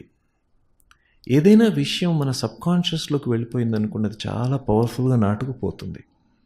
అది మంచి అయినా చెడైనా, చెడు విషయం వెళ్ళినా కూడా అది గట్టిగా నాటుకుపోతుంది. అది బయటికి పోగొట్టుకోవాలనుకున్నా పోదు. అంతెందుకు, మనకు జీవితంలో ఒక 10 ఏళ్ల క్రితమో, ఒక 20 ఏళ్ల క్రితమో ఎవరో మన మనస్సుని బాధ పెట్టినటువంటి సందర్భాలు ఏవైనా జరిగి ఉంటే, వారు మనసుని గాయపరిచినటువంటి సందర్భం ఏదైనా ఉంటే, అది మనసులోకి ఎంత గాఢంగా వెళ్ళిపోతుంది. అది ఎప్పుడూ కూడా మనసులో గుర్తొస్తూ ఉంటుంది. దాన్ని వదిలించుకోవాలన్నా పోదు. అదేదో ఒక చిన్న మాటే, ఆ అన్న వ్యక్తి ఆ మాటను కూడా మర్చిపోయి ఉండొచ్చు, కానీ మన మనసులోంచి ఆ మాట పోదు. ఎందుకు పోదు అంటే ఆ సమయంలో దాన్ని మనం సబ్కాన్షియస్గా లోపలికి తీసేసుకున్నాం. అదే ఒక మంచి విషయాన్ని కూడా లోపలికి తీసుకుంటే కరెక్ట్గా ఏదైనా మనసుకి హత్తుకునేటువంటి విషయం ఏదైనా ఒకటి కరెక్ట్గా లోపలికి వెళ్ళిందనుకోండి, అది అలా ఉండిపోతుంది జీవితాంతం. ఒక భగవంతుడికి సంబంధించినటువంటి ఒక మధురమైనటువంటి విషయాన్ని ఎప్పుడైనా వింటే అసలు భగవంతుడి పాత్ర మన జీవితంలో ఏమిటి, అసలు ఈ చరాచర జగత్ సర్వమంతటిని కూడా నడుపుతున్నటువంటి అద్భుతమైనటువంటి విధానం, ఈ ప్రకృతి అంతా కూడా ఒక సమతుల్యమైనటువంటి స్థితిలో నడుస్తుంది. వీటన్నిటికీ ఆధారభూతుడైనటువంటి ఎవరైనా వ్యక్తి ఉంటే, ఎవరైనా స్వరూపం ఉంటే, తను ఎవరికీ తెలియకుండా ఇవన్నీ కూడా చక్కగా నడిచే విధంగా చేస్తుంటే అతని పైన మనకి ఎంత కృతజ్ఞత ఉండాలి, మనకు ఎంతటి భావన ఉండాలి. ఆ స్వరూపం ఇప్పుడు మనం అనుకోవచ్చు, నేను కష్టపడి సంపాదించే డబ్బుతో నేను బతుకుతున్నాను, నేను జీవిస్తున్నాను, ఎవరికైనా నేను ఎందుకు కృతజ్ఞత చెప్పుకోవాలి. ఒకటి ఆలోచించండి, మనం ఎంతమందికి రుణపడి ఉన్నాం. మేము ఇప్పుడు నేవల్ సర్వీసెస్కి చాలామంది సెక్యూరిటీ సర్వీసెస్ వింగ్ వాళ్ళు వచ్చి, బ్రదర్స్ అండ్ సిస్టర్స్ వచ్చి నేవీ వాళ్ళకి సేవలు చేయడానికి వెళ్తున్నాం. వాళ్ళ షిప్స్లోకి వెళ్ళాము, అదేవిధంగా సబ్మెరైన్స్లోకి వెళ్ళాము. వాళ్ళ జీవితాలు ఎంత త్యాగాలతో ఉన్నాయో ఊహించను కూడా ఊహించలేం. ఆ సబ్మెరైన్లో మేము ఒక 1 అవర్ ఉంటే వాళ్ళ ఉండేటువంటి పరిస్థితులు కానీ, వాళ్ళ అన్నపానాదులు కానీ, వాళ్ళు ఉండేటువంటి స్థానంలో అసలు శ్వాస తీసుకోవడం కూడా ఎంత కష్టంగా ఉందో. అలాంటి సందర్భాల్లో, అలాంటి పరిస్థితుల్లో, కష్టమైనటువంటి పరిస్థితుల్లో వాళ్ళు ఉంటున్నారు. ఎందుకు అంటే దేశాన్ని రక్షించడానికి. మనకు తెలియని కూడా తెలియదు వాళ్ళు ఇన్ని త్యాగాలు చేసి మనం రక్షిస్తున్నారని. మనం ఎక్కడో మన ప్రపంచంలో మనం హ్యాపీగా ఉన్నాం. అదే కొన్ని వందల సంవత్సరాల క్రితం అలా ఉండేది కాదు. ప్రతి ఒక్కరూ దేశంలోకి వచ్చేవారు, ప్రతి ఒక్కరూ యుద్ధాలు చేసేవారు, దేశం అంతటిని కొల్లగొట్టుకొని పోయేవారు. ఇప్పుడు అది జరగట్లేదుగా. ఇప్పుడు మన యుద్ధం లోపలే ఉంది, ఒకరినొకరు బాధ పెట్టుకుంటున్నాం. కానీ బయట ప్రపంచం నుంచి అయితే దండయాత్రలు జరగట్లేదుగా. వీళ్ళందరూ ఎన్నో త్యాగాలు చేసి రక్షిస్తున్నారు. షిప్లో కానీ, ఇందులో కానీ చాలా ప్రమాదకరమైనటువంటి పరిస్థితుల్లో వాళ్ళుంటూ ఎన్ని జాగ్రత్తలుగా దేశాన్ని రక్షిస్తున్నారు. ఇది మన స్పృహలోకి వచ్చినప్పుడు మన హృదయంలో వాళ్ళపైన ఎంతో గౌరవం పెరిగిపోతుంది. బోర్డర్ సెక్యూరిటీ ఫోర్సెస్ అవ్వచ్చు, ఎయిర్ ఫోర్స్ అవ్వచ్చు, నేవీ అవ్వచ్చు, కోస్ట్ గార్డ్ అవ్వచ్చు, అదేవిధంగా ఇంటర్నల్ సెక్యూరిటీ డైమెన్షన్లో అవ్వచ్చు, సిఆర్పిఎఫ్ అవ్వచ్చు, రకరకాల పారామిలిటరీ ఫోర్సెస్ అవ్వచ్చు. వీళ్ళందరూ ఎన్నో సాక్రిఫైసెస్ తోటి ప్రొటెక్ట్ చేస్తున్నారు కంట్రీని. మేము వెళ్ళి వాళ్ళలో చాలా స్ట్రెస్ పెరిగిపోతుంది. మేము వెళ్ళి మెడిటేషన్ కోర్సెస్ ద్వారా వాళ్ళ స్ట్రెస్ని తగ్గించడానికి బ్రహ్మకుమారీస్లో ఉన్నటువంటి రాజయోగ ఫౌండేషన్ వాళ్ళము అందరం అన్ని చోట్లకి వెళ్ళి సర్వీస్ చేస్తున్నాం. అంటే మనకు తెలిసినా తెలియకపోయినా వాళ్ళందరికీ రుణపడి ఉన్నాం కదా. మనం అనుకోవచ్చు, మన డబ్బుతోటి బయటికి వెళ్ళి పళ్ళు కొనుక్కుంటున్నాము, లేకపోతే కావాల్సిన సామాన్లు కొనుక్కుంటున్నాము, మనం డబ్బులు ఇచ్చి కొనుక్కుంటున్నాం కదా, ఎందుకు కృతజ్ఞత అనుకుంటే కుదరదు. ఒకసారి ఆలోచించాలి. ఎందుకు మనం ఒకసారి ఆలోచించండి, ఎవరికి ఇస్తున్నాం డబ్బు? వ్యాపారికి ఇస్తున్నాం డబ్బు. ఇంకా ఎవరికి ఇస్తున్నాం? వ్యాపారి డబ్బు ఎవరికి ఇస్తున్నాడు? ఏ చెట్టు నుంచి అయితే కోస్తున్నారో వాళ్ళకి డబ్బులు ఇస్తున్నారు. అతను ఎవరికి డబ్బులు ఇస్తున్నాడు అంటే ఎవరి పొలంలో అయితే చెట్టు ఉందో వాళ్ళకి డబ్బులు ఇస్తున్నాడు. కానీ చెట్టుకు డబ్బులు ఇస్తున్నామా? ఇవ్వట్లేదు కదా. సూర్యరశ్మితోటే కదా శక్తి వస్తుంది. వర్షానికి డబ్బులు ఇస్తున్నామా? భూమికి డబ్బులు ఇస్తున్నామా? వాయువుకి డబ్బులు ఇస్తున్నామా? ఇవ్వట్లేదు కదా. ఇవన్నీ కూడా కంట్రిబ్యూట్ చేస్తేనే కదా ఆ ఫలం తయారవుతుంది. వీటన్నిటికీ కూడా ఆధారమైనటువంటి ఈ చరాచర జగత్ సర్వంలో అద్భుతమైనటువంటి విధానం నడవట్లేదు. భూమి 1 కిలోమీటర్ సూర్యుడికి దగ్గరగా వెళ్ళినా విపరీతమైనటువంటి ప్రచండమైనటువంటి వేడి. అదేవిధంగా కొద్దిగా దూరం అయిపోయిన భూమి సూర్యుడి నుంచి కాస్త మొత్తం శీతలమైపోతుంది. నార్త్ పోల్ లాగా, సౌత్ పోల్ లాగా తయారైపోతుంది.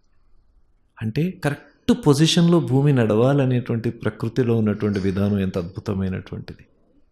ఇలా ఈ చరాచర జగత్తంతటినీ ఒక అద్భుతమైనటువంటి విధానంతో నడుపుతున్నటువంటి ఆ చైతన్యం ఎంత అద్భుతమైనది. ఇలా మన మనసులో ఒక క్లారిటీ వచ్చినప్పుడు ఒక మనసులో ఒక ఎదుగుదల వస్తుంది. ఈ ఎదుగుదలను పిల్లలకి ఈ వయసు నుంచి కూడా మనం తీసుకురావచ్చు. మనం ఇది చేయొద్దు అది చేయొద్దు అని అంటుంటే అదే చేయాలనిపిస్తుంది వాళ్ళ మనసుకి. మీరు ఏది వద్దంటారో అటువైపుకే వారి మనసు వెళ్తుందనేది మనం గ్రహించాలి. ఉదాహరణకి మీరు మెడిటేషన్ కోర్స్, ఇక్కడ 1 వీక్ కోర్స్ ఉంటుంది, వారం రోజులు మెడిటేషన్ కోర్స్, రోజు 1 గంట సేపు మెడిటేషన్ నేర్పిస్తారు. మీరు చక్కగా ఒక్కొక్క రోజు కాస్త స్పిరిచువల్ నాలెడ్జ్ తెలుసుకుంటారు. ఆ తర్వాత ఒక్కొక్క మెడిటేషన్ కాన్సెప్ట్ తెలుస్తూ ఉంటుంది, మెడిటేషన్ చేస్తూ ఉంటారు. ఒక వారం 10 రోజులు అయిన తర్వాత మీ మెడిటేషన్ కోర్స్ కంప్లీట్ అయ్యి మీకు మీరు మెడిటేషన్ చేసుకునేటువంటి స్టేజ్కి వస్తారు. ఇక్కడ సామూహికంగా అందరం కూర్చొని మెడిటేషన్ చేస్తూ ఉంటాం. ఉదాహరణకు అందరు కూర్చొని మెడిటేషన్ చేస్తున్నటువంటి సమయంలో ఎవరైనా మీరు మెడిటేషన్ చేసేటప్పుడు మధ్యలో కోతిని మనసులోకి తీసుకురాకండి అని చెప్పారనుకోండి, ఎందుకు నవ్వుతున్నారు అందరూ? నేనేం చెప్పాను, మీరేం చేస్తున్నారు? ఏం తీసుకురావద్దని చెప్పాను, మరి అదే ఎందుకు వస్తుంది మనసులోకి? అంటే మనసుకి వద్దు అన్నది తెలియదు. ఏది వద్దంటామో ముందు అది బయటకు వస్తుంది. పిల్లలకి చెప్పేటువంటి పద్ధతి వద్దు కాదు, ఏం చేయాలో చెప్పాలి కానీ ఏం చేయొద్దో చెప్పకూడదు. అల్లరి చేయొద్దు అన్నారనుకోండి, కోతిని చూడొద్దు అన్నారనుకోండి, కోతిని మైండ్లోకి తేవద్దు అని, అప్పుడు ఎలా వస్తుందంటే మనసులో ముందు కోతి వస్తుంది, ఆ తర్వాత ఒక ఇంటూ వస్తుంది. సిగరెట్లు తాగొద్దు అన్నారు కూడా ముందు సిగరెట్ వస్తుంది, ఆ తర్వాత ఇంటూ వస్తుంది. కోతిని చూడొద్దు, కోతి ఇంటూ. అల్లరి చేయొద్దు, ముందు అల్లరి, ఆ తర్వాత వద్దు. నువ్వు మొబైల్ని చూడొద్దు అంటే ముందు మొబైల్ వస్తుంది. నువ్వు ఫేస్బుక్ చూడొద్దు అంటారు పిల్లలకి, ముందు ఏమొస్తుంది ఎప్పుడు మైండ్లో? ముందు ఫేస్బుక్ చూద్దాం, ఆ తర్వాత వద్దు అందాం అనిస్తుంది. ఏది వద్దంటామో అటే వాళ్ళ మనసు వెళ్తుంది. కాబట్టి నావిగేషన్, వాళ్ళని ఎటు వెళ్ళాలో చూపించాలి కానీ ఎటు వెళ్ళొద్దో మాట్లాడకూడదు. వీలైనంత వరకు ఏది చెయ్యాలో చెప్పాలి కానీ ఏది చేయొద్దో చెప్పొద్దు. మీరు ఏది చేయొద్దంటారో అదే చేయాలని వాళ్ళ మనసు కోరుకుంటుంది. ఇదొకటి అర్థం చేసుకోవాలి. ఇప్పుడు ఫేస్బుక్లో చూడొద్దు అనడం కన్నా ఫేస్బుక్లో ఏం చూడాలో చెప్పండి. మీరు గేమ్స్ ఆడుతున్నారు మొబైల్లో, గేమ్స్ ఆడొద్దు అనడం కాదు, గేమ్స్ ఎంతసేపు ఆడాలో నేర్పించండి. గేమ్స్ చెడ్డవి కాదు. 20 నిమిషాల లోపు కనుక మీరు ఏ గేమ్స్ అన్నా ఆడితే అది వాళ్ళ మెదడు అభివృద్ధికి ఉపయోగపడుతుంది. ఓకే, వాళ్ళ క్యాలిక్యులేషన్స్ పెరుగుతాయి, వాళ్ళ స్పీడ్ని వెలాసిటీని అర్థం చేసుకోవడం, వాళ్ళ క్యాలిక్యులేషన్స్ పెరుగుతాయి. గేమ్స్ చెడ్డవేం కాదు, మీరు కూడా ఆడొచ్చు, కానీ ఎంతసేపు అన్నది ఇంపార్టెంట్. ఒక స్ట్రెచ్లో 15 to 20 మినిట్స్ లోపు ఎదుగుతుంది. ఆ తర్వాత నుంచి అది నెగిటివ్గా ఎడిక్టివ్ మోడ్లోకి వెళ్ళిపోతుంది. అది ఇంపార్టెంట్. స్క్రీన్ టైం, మీరు స్క్రీన్ చూడొద్దు అంటారనుకోండి, వాళ్ళలో అదే చేయాలి అనిపిస్తూ ఉంటుంది. కానీ ఎంతసేపు చేయొచ్చు అన్నది చెప్పారనుకోండి, అది హెల్ప్ చేయగలవచ్చు. అంటే ప్రతి జనరేషన్కి వాళ్ళ ఛాలెంజెస్ ఉన్నాయి. ఇప్పటి జనరేషన్కి ఇది, మన తాతగారు వాళ్ళ జనరేషన్కి రేడియో ఎడిక్షన్. అవునా? అప్పుడు పెద్ద రేడియో ఉండేది ఇంతది, దాని వైర్ ఎక్కడో పైకి తీసుకెళ్ళి ఒక మెష్ లాంటిది ఎల్లాడుతూ దానికి పట్టుకొని ఒక వైర్ యాంటీనా పెట్టుకొని ఆ రేడియో అలా ట్యూన్ చేస్తూ, దొరికేది కాదు కనెక్షన్, ఎక్కడో అలా ట్యూన్ చేస్తూ ఆ రేడియో దొరికేది. ఆ రేడియో, ఆ తర్వాత ఆ రేడియోలోనే చిన్న రేడియోలు వచ్చాయి, ఒకటి ఇంత పెద్ద పెద్ద బాక్సులు వచ్చాయి, ఆ తర్వాత చిన్న రేడియో వచ్చాయి. అయితే ఆ రేడియో ఇలా పట్టుకొని తిరుగుతుండేవారు అప్పుడు ఆ టైంలో. ఆ జనరేషన్కి అది ఎడిక్షన్. ఆ తర్వాత నెక్స్ట్ జనరేషన్కి ఏమైంది? రేడియో పోయి టీవీలు వచ్చాయి. ఆ టీవీలో చిత్రలహరి, చిత్రమాల, ఒక్కటే ఛానల్ ఉండేది, అది కూడా దొరికేది కాదు. ఆ యాంటీనా వెళ్ళి కదిలించి తెచ్చుకునేవాళ్ళు. ఆ జనరేషన్కి అది ఎడిక్షను. ఆ జనరేషన్కి అది. ఆ తర్వాత వాక్మెన్స్ వచ్చాయి. ఆ తర్వాత ఏమయ్యాయి, అన్నీ చేతిలోకి వచ్చేసాయి.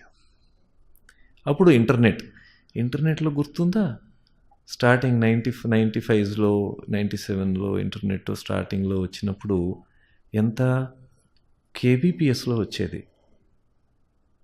ఓకే, ఒక ఈమెయిల్ పంపిస్తే అది ఒక పెద్ద ఆశ్చర్యం. అప్పుడు టెలిగ్రామ్ లాగా ఇక్కడ ఒక ఈమెయిల్ ఇస్తే అక్కడికి ఒక క్షణంలో వెళ్ళిపోతుంది అనుకునేవాళ్ళు. అది ఒక అద్భుతం. అప్పుడు మొబైల్స్ కన్నా ముందు పేజర్లు అని ఒకటి వచ్చేవి, గుర్తుందా? పేజర్లు అదో పెద్ద అచీవ్మెంట్ లాగా, నెక్స్ట్ సెకండ్లో మెసేజ్ వస్తూ ఉండేది, అదొక పెద్ద అచీవ్మెంట్ లాగా తీసుకుని ఇప్పుడు మనం చూసి నవ్వుకుంటాం. వాళ్ళు ఈ జనరేషన్ పిల్లలకు మా దగ్గర పేజర్లు ఉన్నాయంటే వాళ్ళు ఏంటిది అనుకుంటారు. ఈమెయిల్స్ అప్పుడు అదొక ఎడిక్షన్. ఆ తర్వాత చాటింగ్ ఒకటి, ఒక కంప్యూటర్, ఇంత పెద్ద కంప్యూటర్లో పెట్టుకొని చాటింగ్ చేసుకున్నాడు. ఇప్పుడేం వాట్సాప్లో అందరు క్షణాల్లో వెళ్ళిపోతారు. అంటే ఒక్కొక్క జనరేషన్కి ఒక్కొక్క ఛాలెంజ్ ఉంది. ఆ జనరేషన్ వాళ్ళు ఆ ఛాలెంజ్లోంచి వెళ్ళాలి. మన జనరేషన్లో మనం కూడా కొన్నిటికి ప్రభావితం అయి ఉండొచ్చు. ఇప్పుడు వీళ్ళకి ఎక్కువ ఛాలెంజెస్ ఉన్నాయి. వీళ్ళని ఎలా బయటికి తీసుకెళ్ళాలి? మీడియా ప్రభావం వాళ్ళ మీద ఎలా పడుతుంది? వాళ్ళ మైండ్ చాలా ఫాస్ట్గా రియాక్ట్ అవుతుంది. మనం మీడియా ప్రభావం పిల్లల మీద పడకూడదు అనుకుంటే సరిపోదు. పిల్లల మీద మీడియా ప్రభావం పడకుండా ఉండాలి అంటే మనం ఏం చేయాలి అంటే, పిల్లల మీద పాజిటివ్ మీడియాను చూపించడం స్టార్ట్ చేయాలి. Media it self is not a negative thing. Media చెడ్డది కాదు. ఆ మీడియాలో ఎటువంటి దాన్ని వాళ్ళు ఎక్స్పోజ్ అవుతున్నారు అన్నది చాలా ప్రధానమైనటువంటి అంశం. మీరు అలా వదిలేస్తే తప్పకుండా నెగిటివే ఎక్స్పోజ్ అవుతారు. ఇప్పుడు గ్రావిటీ ఉంది. ఇప్పుడు ఈ వస్తువుని ఇలా వదిలేస్తే ఏమవుతుంది? కింద పడిపోతుంది. ఈ వస్తువు కింద పడకూడదు అంటే ఏం చేయాలి? పట్టుకోవాలి. ఒక ఫోర్స్ ఉపయోగించాలి ఆపోజిట్ డైరెక్షన్లో, అప్పుడు స్థిరంగా ఉంటుంది పడకుండా. లేక ఈ వస్తువు ఎగరాలి అంటే ఏం చేయాలి? కంటిన్యూస్గా ఆ ఫోర్స్ అలాగ దానికి అప్లై అవుతూ ఉండాలి, అప్పుడు ఎగురుతుంది. అదేవిధంగా పిల్లల లైఫ్లో కూడా గ్రావిటీ న్యాచురల్గా వాళ్ళని ఆకర్షిస్తుంది. ప్రపంచంలో ఎక్కువ మెజారిటీ ఏదైతే నడుస్తుందో అదే గ్రావిటీ. దానికి ఆపోజిట్ డైరెక్షన్లో వెళ్ళాలనుకుంటే మనం ఆ వాతావరణాన్ని కల్పించాల్సినటువంటి బాధ్యత మనదే. వాళ్ళకి పాజిటివ్ మీడియాకి ఎక్స్పోజర్ ఇస్తున్నాం అనుకోండి, వాళ్ళు పాజిటివ్ డైమెన్షన్లో వెళ్తారు. అలా కాకుండా మనం న్యూస్లో అంత చెత్త న్యూసే ఉంటుంది. వాళ్ళు గొడవ, వీళ్ళు గొడవ, ఈ అపోజిషన్ వాళ్ళు వాళ్ళని తిట్టుకుంటారు, వీళ్ళని తిట్టుకుంటారు, వాదోపవాదాలు, గోల గగ్గోలు, ఇదే మనం వింటున్నాం అనుకోండి. అదే న్యూస్ రిపీట్ అవుతూ ఉంటుంది ప్రతి 2 నిమిషాలకి. మనం అదే ఎక్స్పోజ్ అవుతున్నాం అనుకోండి, మెల్లగా పిల్లలు కూడా అదే ఎక్స్పోజ్ అవుతారు. వాళ్ళు ఎలాగ వాదించుకుంటున్నారో చూస్తే అదే విధంగా మనతో కూడా వాదించడం మొదలు పెడతారు. అలా కాకుండా ఎన్నో పాజిటివ్ ఛానల్స్ కూడా ఉన్నాయి. ఆ పాజిటివ్ ఛానల్స్ని మనం చూపిస్తున్నాం అనుకోండి, వాళ్ళలో పాజిటివ్ డైమెన్షన్స్ ఓపెన్ అవుతూ ఉంటాయి. కొంతమంది అద్భుతమైనటువంటి చిన్న చిన్న పిల్లలు, వాళ్ళు కొన్ని అద్భుతమైనటువంటి భావాలను, ఫీలింగ్స్ని ఎక్స్ప్రెస్ చేసినటువంటి వీడియోస్ మనకి యూట్యూబ్లో దొరుకుతాయి. యూట్యూబ్ చెడ్డది కాదు. అక్కడ ఏం చేయాలి? మనం పేరెంటల్ కంట్రోల్స్ పెట్టాలి. వాళ్ళకి పాజిటివ్ ఎక్స్పోజర్ ఇస్తూ ఉండాలి. అప్పుడు వాళ్ళలో ఒక రకమైనటువంటి పాజిటివ్ డైమెన్షన్, క్రియేటివిటీ స్టార్ట్ అవుతుంది, ఇంట్రెస్ట్ స్టార్ట్ అవుతుంది. ఇది లెర్నింగ్కి నెగిటివ్ కాదు, కానీ ఎక్స్పోజర్ ఏమిస్తున్నాము అనేటువంటిది ప్రధానం. ఇప్పుడు చూడండి, పిల్లలు ఎదిగేటువంటి టైంలో మనం అన్కాన్షియస్ లెవెల్లో కొన్ని ఉంటాయి అనుకున్నాం.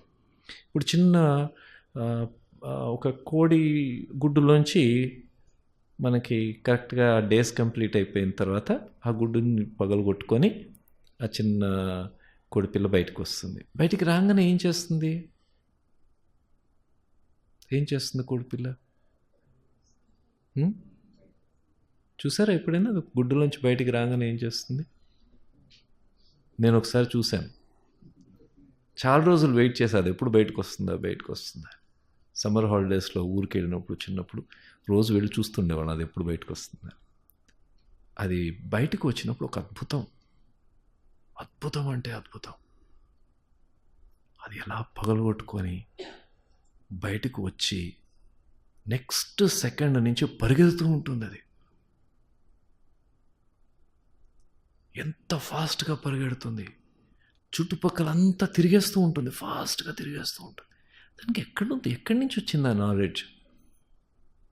అది బయటికి రావడం, వచ్చి తిరగడమే కాదు, తిరిగేసి పురుగుని పట్టేసుకొని తినేయడం కూడా మొదలు పెట్టేస్తుంది.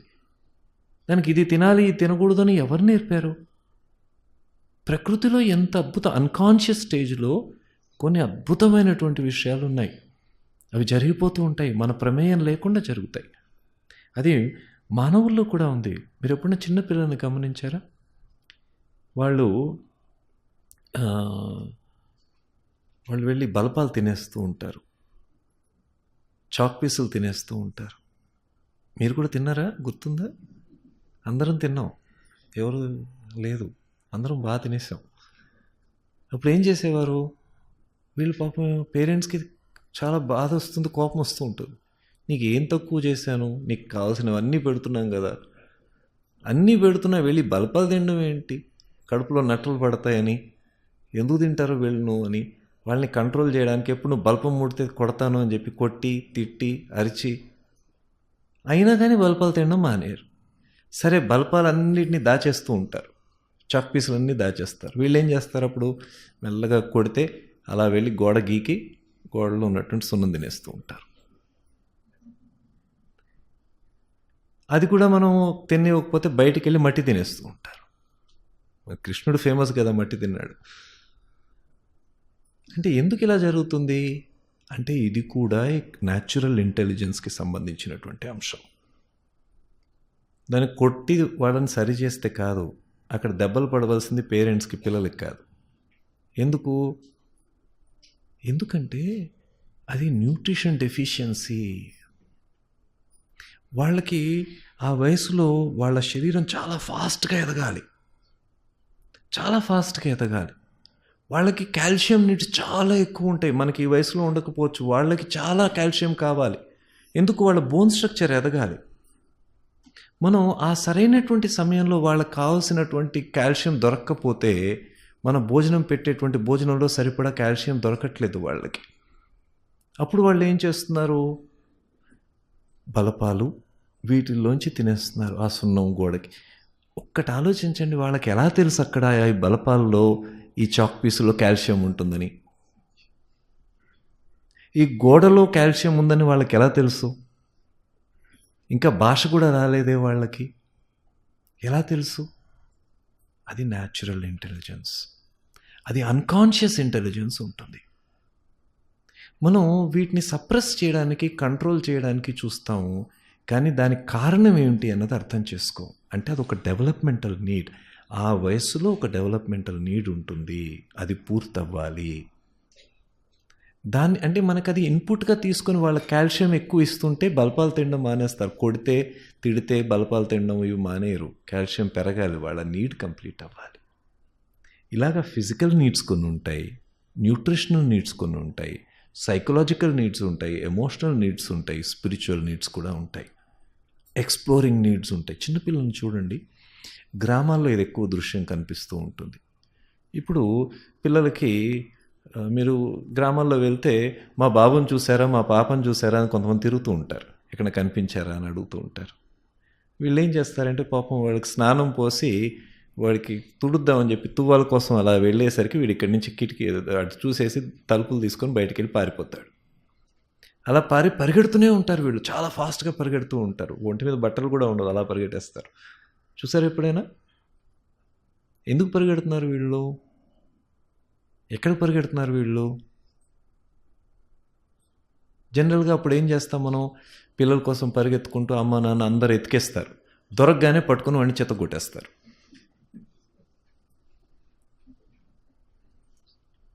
ఇంట్లోకి తీసుకొచ్చేసి బంధించేస్తారు, బయటికి పోనివ్వకుండా. కానీ అక్కడ ఏం జరుగుతోంది? ఇది న్యాచురల్ ఇంటెలిజెన్స్ పనిచేస్తుంది. ఏమిటి న్యాచురల్ ఇంటెలిజెన్స్? ఏంటి అంటే ఆ వయస్సులో పిల్లలకి తన చుట్టూ ఉన్నటువంటి ఎన్వైరన్మెంట్ని ఎక్స్పోజ్ అవ్వాలి. ఆ ఎన్వైర్న్మెంట్లో తనెక్కడున్నాడు అన్నది జియో లొకేషన్ అంటాం కదా, మనం గూగుల్లో మనం ఎక్కడ లొకేషన్ ఐడెంటిఫై చేసుకుంటాం కదా, అలాగా ఆ మెదడులో తన చుట్టూ ఉన్నటువంటి వాతావరణాన్ని, ఎన్వైర్న్మెంట్ని, ఏ వస్తువులు ఎక్కడున్నాయి, ఏవి వాటన్నిటిని గుర్తించేటువంటి ప్రక్రియ అది. వాళ్ళు పరిగెడుతూనే ఉంటారు, అన్నీ చూస్తారు, అటు ఉరుకుతారు ఇటు ఉరుకుతారు, అన్నీ చూసుకుంటూ వాళ్ళకి తమ ఎక్కడ జియో లొకేషన్ ఎక్కడుంది, వాళ్ళు ఏ లొకేషన్లో ఉన్నారు అని ఐడెంటిఫై చేసుకోవడానికి బ్రెయిన్ ఎదిగేటువంటి ప్రాసెస్ అది. మనం అది జరగనివ్వం, వాళ్ళని ఇంట్లోంచి బయటికి వెళ్ళనివ్వం, కట్టేస్తాం, బంధించేస్తాం, వాళ్ళకి కావాల్సినవన్నీ అక్కడ ఇచ్చేస్తాం. వాడు ఎక్కడున్నాడు, వాడికి ఇంకా ఎదుగుదల రాదు. ఆ పార్ట్, బ్రెయిన్ ఎదిగేటువంటి ఆ పార్ట్ మిస్ అయిపోతుంది. ఇలాగ మనకు తెలియకుండా ఎన్నో మిస్ చేసేస్తాం చైల్డ్హుడ్లో, భయం కారణంగా, కంట్రోల్ కారణంగా. మరి ఏం చేయాలి అప్పుడు? బయటకు వెళ్తే ఎవరైనా యాక్సిడెంట్లు అయిపోతాయి కదండి అని అడుగుతా. కరెక్టే. మరి అప్పుడు ఏం చేయాలి అంటే వాళ్ళకి చక్కగా స్నానం చేసి, పేరెంటింగ్ అదే ఇంపార్టెంట్. పేరెంటింగ్లో టైం ఇవ్వాలి. టైం ఇవ్వలేకపోతే పేరెంట్స్ అవ్వకండి, కొన్నాళ్ళు ఆగండి.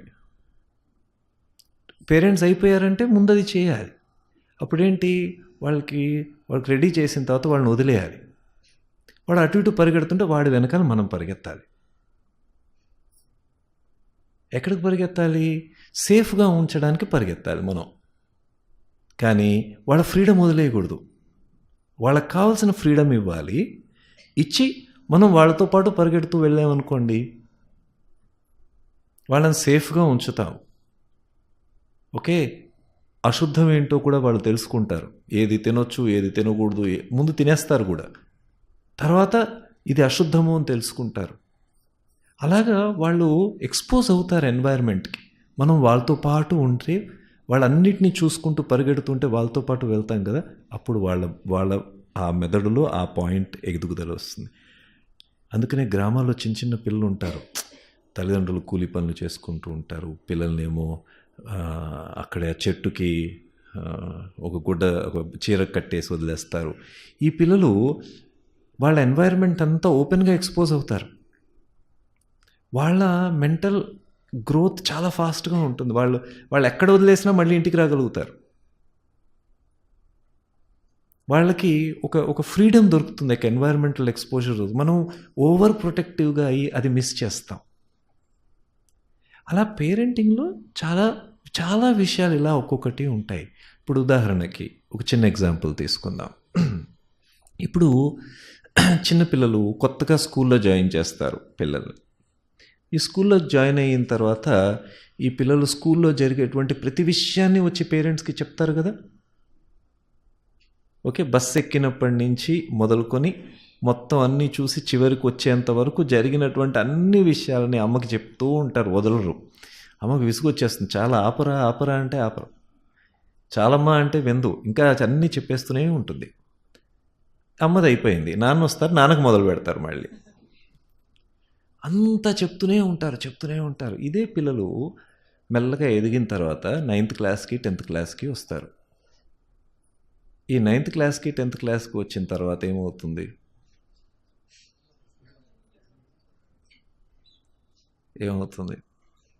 ఏమైనా చెప్తారా? ఏమి చెప్పరు. చిన్నప్పుడు వాళ్ళు చెప్పడానికి రెడీగా ఉంటే మీరు వినలేదు. ఇప్పుడు మీరు వినాలనుకుంటున్నారు, వాళ్ళు చెప్పట్లేదు. కన్ఫ్యూజ్ అయిపోతారు పేరెంట్స్. ఎందుకు ఏం మాట్లాడట్లేదు ఏంటి వీళ్ళు? ఒక్కొక్క కామన్ డైలాగ్ ఏంటంటే, ఆ బెల్లం కొట్టిన రైలు అలా ఉండకు అని ఒక కామన్ డైలాగ్ ప్రతి ఇంట్లోనూ. ఏం మాట్లాడో బెల్లం కొట్టిన రాయిలాగా అలా ఉండిపోతూ. ఏం మాట్లాడరు. ఏమన్నా అడిగితే జవాబు కూడా ఇవ్వరు. ఇంకా గట్టిగా అడిగితే వన్ వర్డ్ ఆన్సర్స్ అంటే, ఈరోజు స్కూల్లో ఏం చెప్పారు అంటే, ఏదో చెప్పారులే. ఏమేమి సబ్జెక్ట్స్ చెప్పారు అంటే, రోజు చెప్పే సబ్జెక్టులే కదా. ఇంకా ఎక్కువ అడిగితే నీకేదో పెద్ద అన్నీ అర్థమవుతున్నట్టు, నీకేం తెలుసు కదా. ఇవే డైలాగులు వస్తుంటాయి కదా. మీరు ఎక్కువ అడుగుతున్నారు అనుకోండి, ఏంటి ఇన్ని ప్రశ్నలు ఎందుకు అడుగుతున్నావు, ఎందుకు ఊరికే ఇంట్రాగేషన్ చేస్తున్నట్టు అనిపిస్తుంది కదా. మీరు ప్రశ్నలు అడుగుతుంటే ఇటు అడుగుతుంటే అటు పరిగెడుతుంటారు, అటు వాళ్ళ దగ్గరికి వెళ్తే ఇటు పరిగెడుతుంటారు. అదే వేరే వాళ్ళ దగ్గర, ఫ్రెండ్స్ దగ్గర చాలా బాగుంటారు. ఎందుకు అలా ఉంటుంది? ఇది ఒక డెవలప్మెంటల్ స్టేజ్. ఇక్కడ మనకు ఒకటి అర్థం కావాలి. జనరల్గా పేరెంట్స్ తీసుకొచ్చేసి ఏమండి మా వాడు ఇట్లా తయారవుతున్నాడు, ఏం చేయాలో అర్థం కావట్లేదు, మా పాప ఇలా చేస్తుంది, ఏం చేయాలి అర్థం కావట్లేదు అంటారు. అదొక డెవలప్మెంటల్ స్టేజ్. ఏమిటి, చిన్నప్పుడు ప్రతి డెవలప్మెంటల్ స్టేజ్కి ఒక డిఫరెంట్ నీడ్ ఉంటుంది. చిన్నప్పటి నీడ్ ఏంటి, ఆ వయసులో అక్కడ ఎక్స్ప్రెషన్ నీడ్స్ ఉంటాయి, అక్కడ అటెన్షన్ నీడ్స్ ఉంటాయి. అక్కడ వాళ్ళకి అటెన్షన్ కావాలి. అటెన్షన్ వాళ్ళకి పేరెంట్స్ నుంచి రావాలి. ఆ అటెన్షన్ దొరక్కపోతే వాళ్ళ మానసిక ఎదుగుదల తగ్గుతుంది. అక్కడ సరిపడా అటెన్షన్ వాళ్ళకి దొరకాలి. అందుకని ఆ అటెన్షన్ మనం ఇవ్వకపోతే వాళ్ళు ఏదో ఒక రకంగా అటెన్షన్ తీసుకోవడానికి ఇవన్నీ చెప్తూ ఉంటారు. అప్పుడు మనం ఓపికగా విన్నాం అనుకోండి, వాళ్ళకి సాటిస్ఫాక్షన్ వచ్చి అటెన్షన్ తగ్గ అటెన్షన్ దొరికి అప్పుడు వాళ్ళు ఫ్రీగా ఫీల్ అయ్యి ఎక్స్ప్రెషన్ నీడ్స్ పెరుగుతాయి. అవి ఎక్స్ప్రెషన్ నీడ్స్ సాటిస్ఫై అవుతాయి, వాళ్ళు హ్యాపీగా ఉంటారు. అదే మనం కొంతమంది పేరెంట్స్కి టైం ఉండదు. అమ్మ కూడా జాబ్ చేస్తుంది, నాన్న కూడా జాబ్ చేస్తారు. వీకెండ్ పేరెంట్స్ అన్నమాట వీళ్ళు. వీకెండ్స్లోనే కలుస్తారు పిల్లలతోటి. అలాంటి పరిస్థితులు ఉంటే ఈ పిల్లల మానసిక ఎదుగుదల దెబ్బతిని వాళ్ళు వేరే వాళ్ళ మీద డిపెండ్ అవ్వడం ప్రారంభిస్తారు, ఎమోషనల్ నీడ్స్ కోసం, ఈ అటెన్షన్ నీడ్స్ కోసం. ఇదే వీళ్ళు ప్రీ అడాలసెన్స్ అండ్ అడాలసెన్స్ స్టేజ్కి వచ్చినప్పుడు వాళ్ళ రిక్వైర్మెంట్ మారిపోతుంది. వాళ్ళకప్పుడు ఐడెంటిటీ నీడ్స్ స్టార్ట్ అవుతాయి, వాళ్ళకి ప్రైవసీ నీడ్స్ స్టార్ట్ అవుతాయి. ఆ టైంలో వాళ్ళకేంటి, తన డెసిషన్స్ తను తీసుకోవాలి అనేటువంటి ఒక ఆలోచన, కానీ తీసుకునే డిస్క్రిప్షన్ ఉండదు, కన్ఫ్యూజ్ అయిపోతుంటారు. ఈ పిల్లలకి వాళ్ళ కన్ఫ్యూజన్ని మీరు ఒక్క నిమిషంలో తీసేయచ్చు. వాళ్ళ కన్ఫ్యూజన్ ఉంటే ఏంటి చెప్పు, ఇది చేయి అని అంటాం, వాళ్ళ చేయరు. ఎందుకు, వాళ్ళకు వాళ్ళు ఎదిగి వాళ్ళకు వాళ్ళు ఒక నిర్ణయం తీసుకునేటువంటి స్టేజ్ కానీ తీసుకోలేకపోతున్నారు, కన్ఫ్యూజ్ అవుతున్నారు. మనం వాళ్ళకి సొల్యూషన్స్ కాదు కావాల్సింది, వాళ్ళు డెసిషన్ మేకింగ్ అనేటువంటిది సెల్ఫ్గా డెవలప్ అయ్యే స్టేజ్ అది. ఆ స్టేజ్లో వాళ్ళకి డెసిషన్ ఎలా తీసుకోవాలి అన్నది నేర్పించాలి. కానీ ఈ డెసిషన్ ఇది చెయ్యి అని చెప్తే నడవదు. అక్కడ మీరు చెయ్యి అని చెప్తే ఫోర్స్ చేసినట్టు ఉంటుంది. మీరు చెప్పేది మంచిదైనా వాళ్ళకి అది ఇండిపెండెన్స్ని, వాళ్ళకంటూ సెల్ఫ్ డిపెండెన్సీని డెవలప్ అయ్యేటువంటి స్టేజ్ని మనం కర్వ్ చేసేస్తాం. అందుకనే ఆ టైంలో అమ్మా నాన్నలతో ఎక్కువ ఘర్షణలు, కన్ఫ్లిక్ట్స్ వస్తూ ఉంటాయి. మరి ఏంటి వీళ్ళకి ఎవరు నచ్చుతారు అంటే పెద్దవాళ్ళు ఎవరు నచ్చరు వీళ్ళకి. ఆ టైంలో ఎవరు నచ్చుతారు, వాళ్ళ ఫ్రెండ్స్ నచ్చుతారు. ఎందుకు నచ్చుతారో తెలుసా, వాళ్ళు వెళ్ళి వాళ్ళ ఫ్రెండ్స్ని అడుగుతారు. ఎందుకు అంటే ఈ ఫ్రెండ్స్ని అడిగితే వాళ్ళు సొల్యూషన్ ఇవ్వరు, వాళ్ళు కూడా కన్ఫ్యూజ్ అవుతూ ఉంటారు. ఇప్పుడు వీడికి ఎలా అనిపిస్తుందంటే, నేను కన్ఫ్యూజ్డ్గా ఉన్నాడు, నా ఫ్రెండ్ కన్ఫ్యూజ్డ్గా ఉన్నాడు, చాలా బాగుంది, ఇద్దరు మంచి ఫ్రెండ్స్ అనుకుంటాడు. ఎందుకు, ఇద్దరికి క్లారిటీ కాదు కావాల్సింది. ఇద్దరికి ఏంటి, వాళ్ళకు వాళ్ళు ఎక్స్ప్లోర్ చేసుకోవాలి. నాకు ఎవరో ఒకళ్ళు క్లారిటీ ఇవ్వాలని కాదు. కన్ఫ్యూజ్ అయిన వాడికి ఇంకో కన్ఫ్యూజ్ అయిన వాడు దొరికితే అమ్మయ్య ఇద్దరం ఈక్వల్గా ఉన్నాం అనిపిస్తుంది. అదే కన్ఫ్యూజ్ అయినటువంటి వాడికి క్లారిటీ ఇచ్చేవాడు దొరికితే అన్నీ నువ్వే చెప్పేస్తున్నావు, బొమ్మరిల్లు మమ్మీ డాడీలా కనిపిస్తుంది. అలా నడవదు. అక్కడ ఏంటి మనం అర్థం చేసుకోవాలి, పిల్లలకి ఆ టైంలో ఏం కావాలి, వాళ్ళు మెంటల్గా ఎదగాలి, వాళ్ళు మెంటల్గా వాళ్ళ డెసిషన్స్ వాళ్ళు తీసుకోవాలి, వాళ్ళకంటూ తమ సొంత అభిప్రాయాలు ఏర్పడేటువంటి సమయం అది, వాళ్ళకంటూ వాళ్ళ ఓన్ ఒపీనియన్స్ ఫార్మ్ అయ్యేటువంటి సమయం అది. అంటే అదొక బోన్ స్ట్రక్చర్ లాగా వాళ్ళకంటూ కొన్ని అభిప్రాయాలు ఏర్పడేటువంటి టైం అది. ఆ టైంలో మనం వాళ్ళ అభిప్రాయాలు ఎలా ఏర్పరచుకోవాలి అన్నదానికి హెల్ప్ చేయాలి, కానీ వాళ్ళ అభిప్రాయాల్ని మన అభిప్రాయాలతో రీప్లేస్ చేయకూడదు. చిన్నప్పుడు అది నడిచింది, మనం ఏం చెప్తే చేసేవాళ్ళు, ఇప్పుడు చెయ్యరు. ఎందుకు, వాళ్ళకంటూ సొంతగా చేసుకునేటువంటి స్టేజ్ అది, రెక్కలు వస్తున్నటువంటి సమయం. ఎగరడం నేర్పించాలి, కానీ వాళ్ళని ఎత్తికెళ్ళి ఇంకో చోట పెట్టడం కాదు. అక్కడ మనం ఒకటి అర్థం చేసుకోవాలి, అక్కడ సపరేషన్ ఫోర్స్ పనిచేయదు. వాళ్ళు మరి ఎలా వీళ్ళతో డీల్ చేయడము అంటే, వాళ్ళు కన్ఫ్యూజ్డ్గా ఏదైనా చెప్తే మీరు కూడా కన్ఫ్యూజ్ అయిపోండి. అరే నాకు కూడా అర్థం కావట్లేదు ఏం చేయాలో మరి అంటే చాలా హ్యాపీగా ఫీల్ అవుతారు. ఉదాహరణకి నాకు అప్పుడు 10th అయిపోయింది కదా, ఇప్పుడు నేను ఇంటర్లో ఏం తీసుకోవాలి అని అడిగితే, కరెక్టే కదా, ఏం తీసుకోవాలి, ఇది తీసుకో, ఇంజనీరింగ్ చేయి, డాక్టర్ చేయి, లేకపోతే ఇది చేయని కాదు.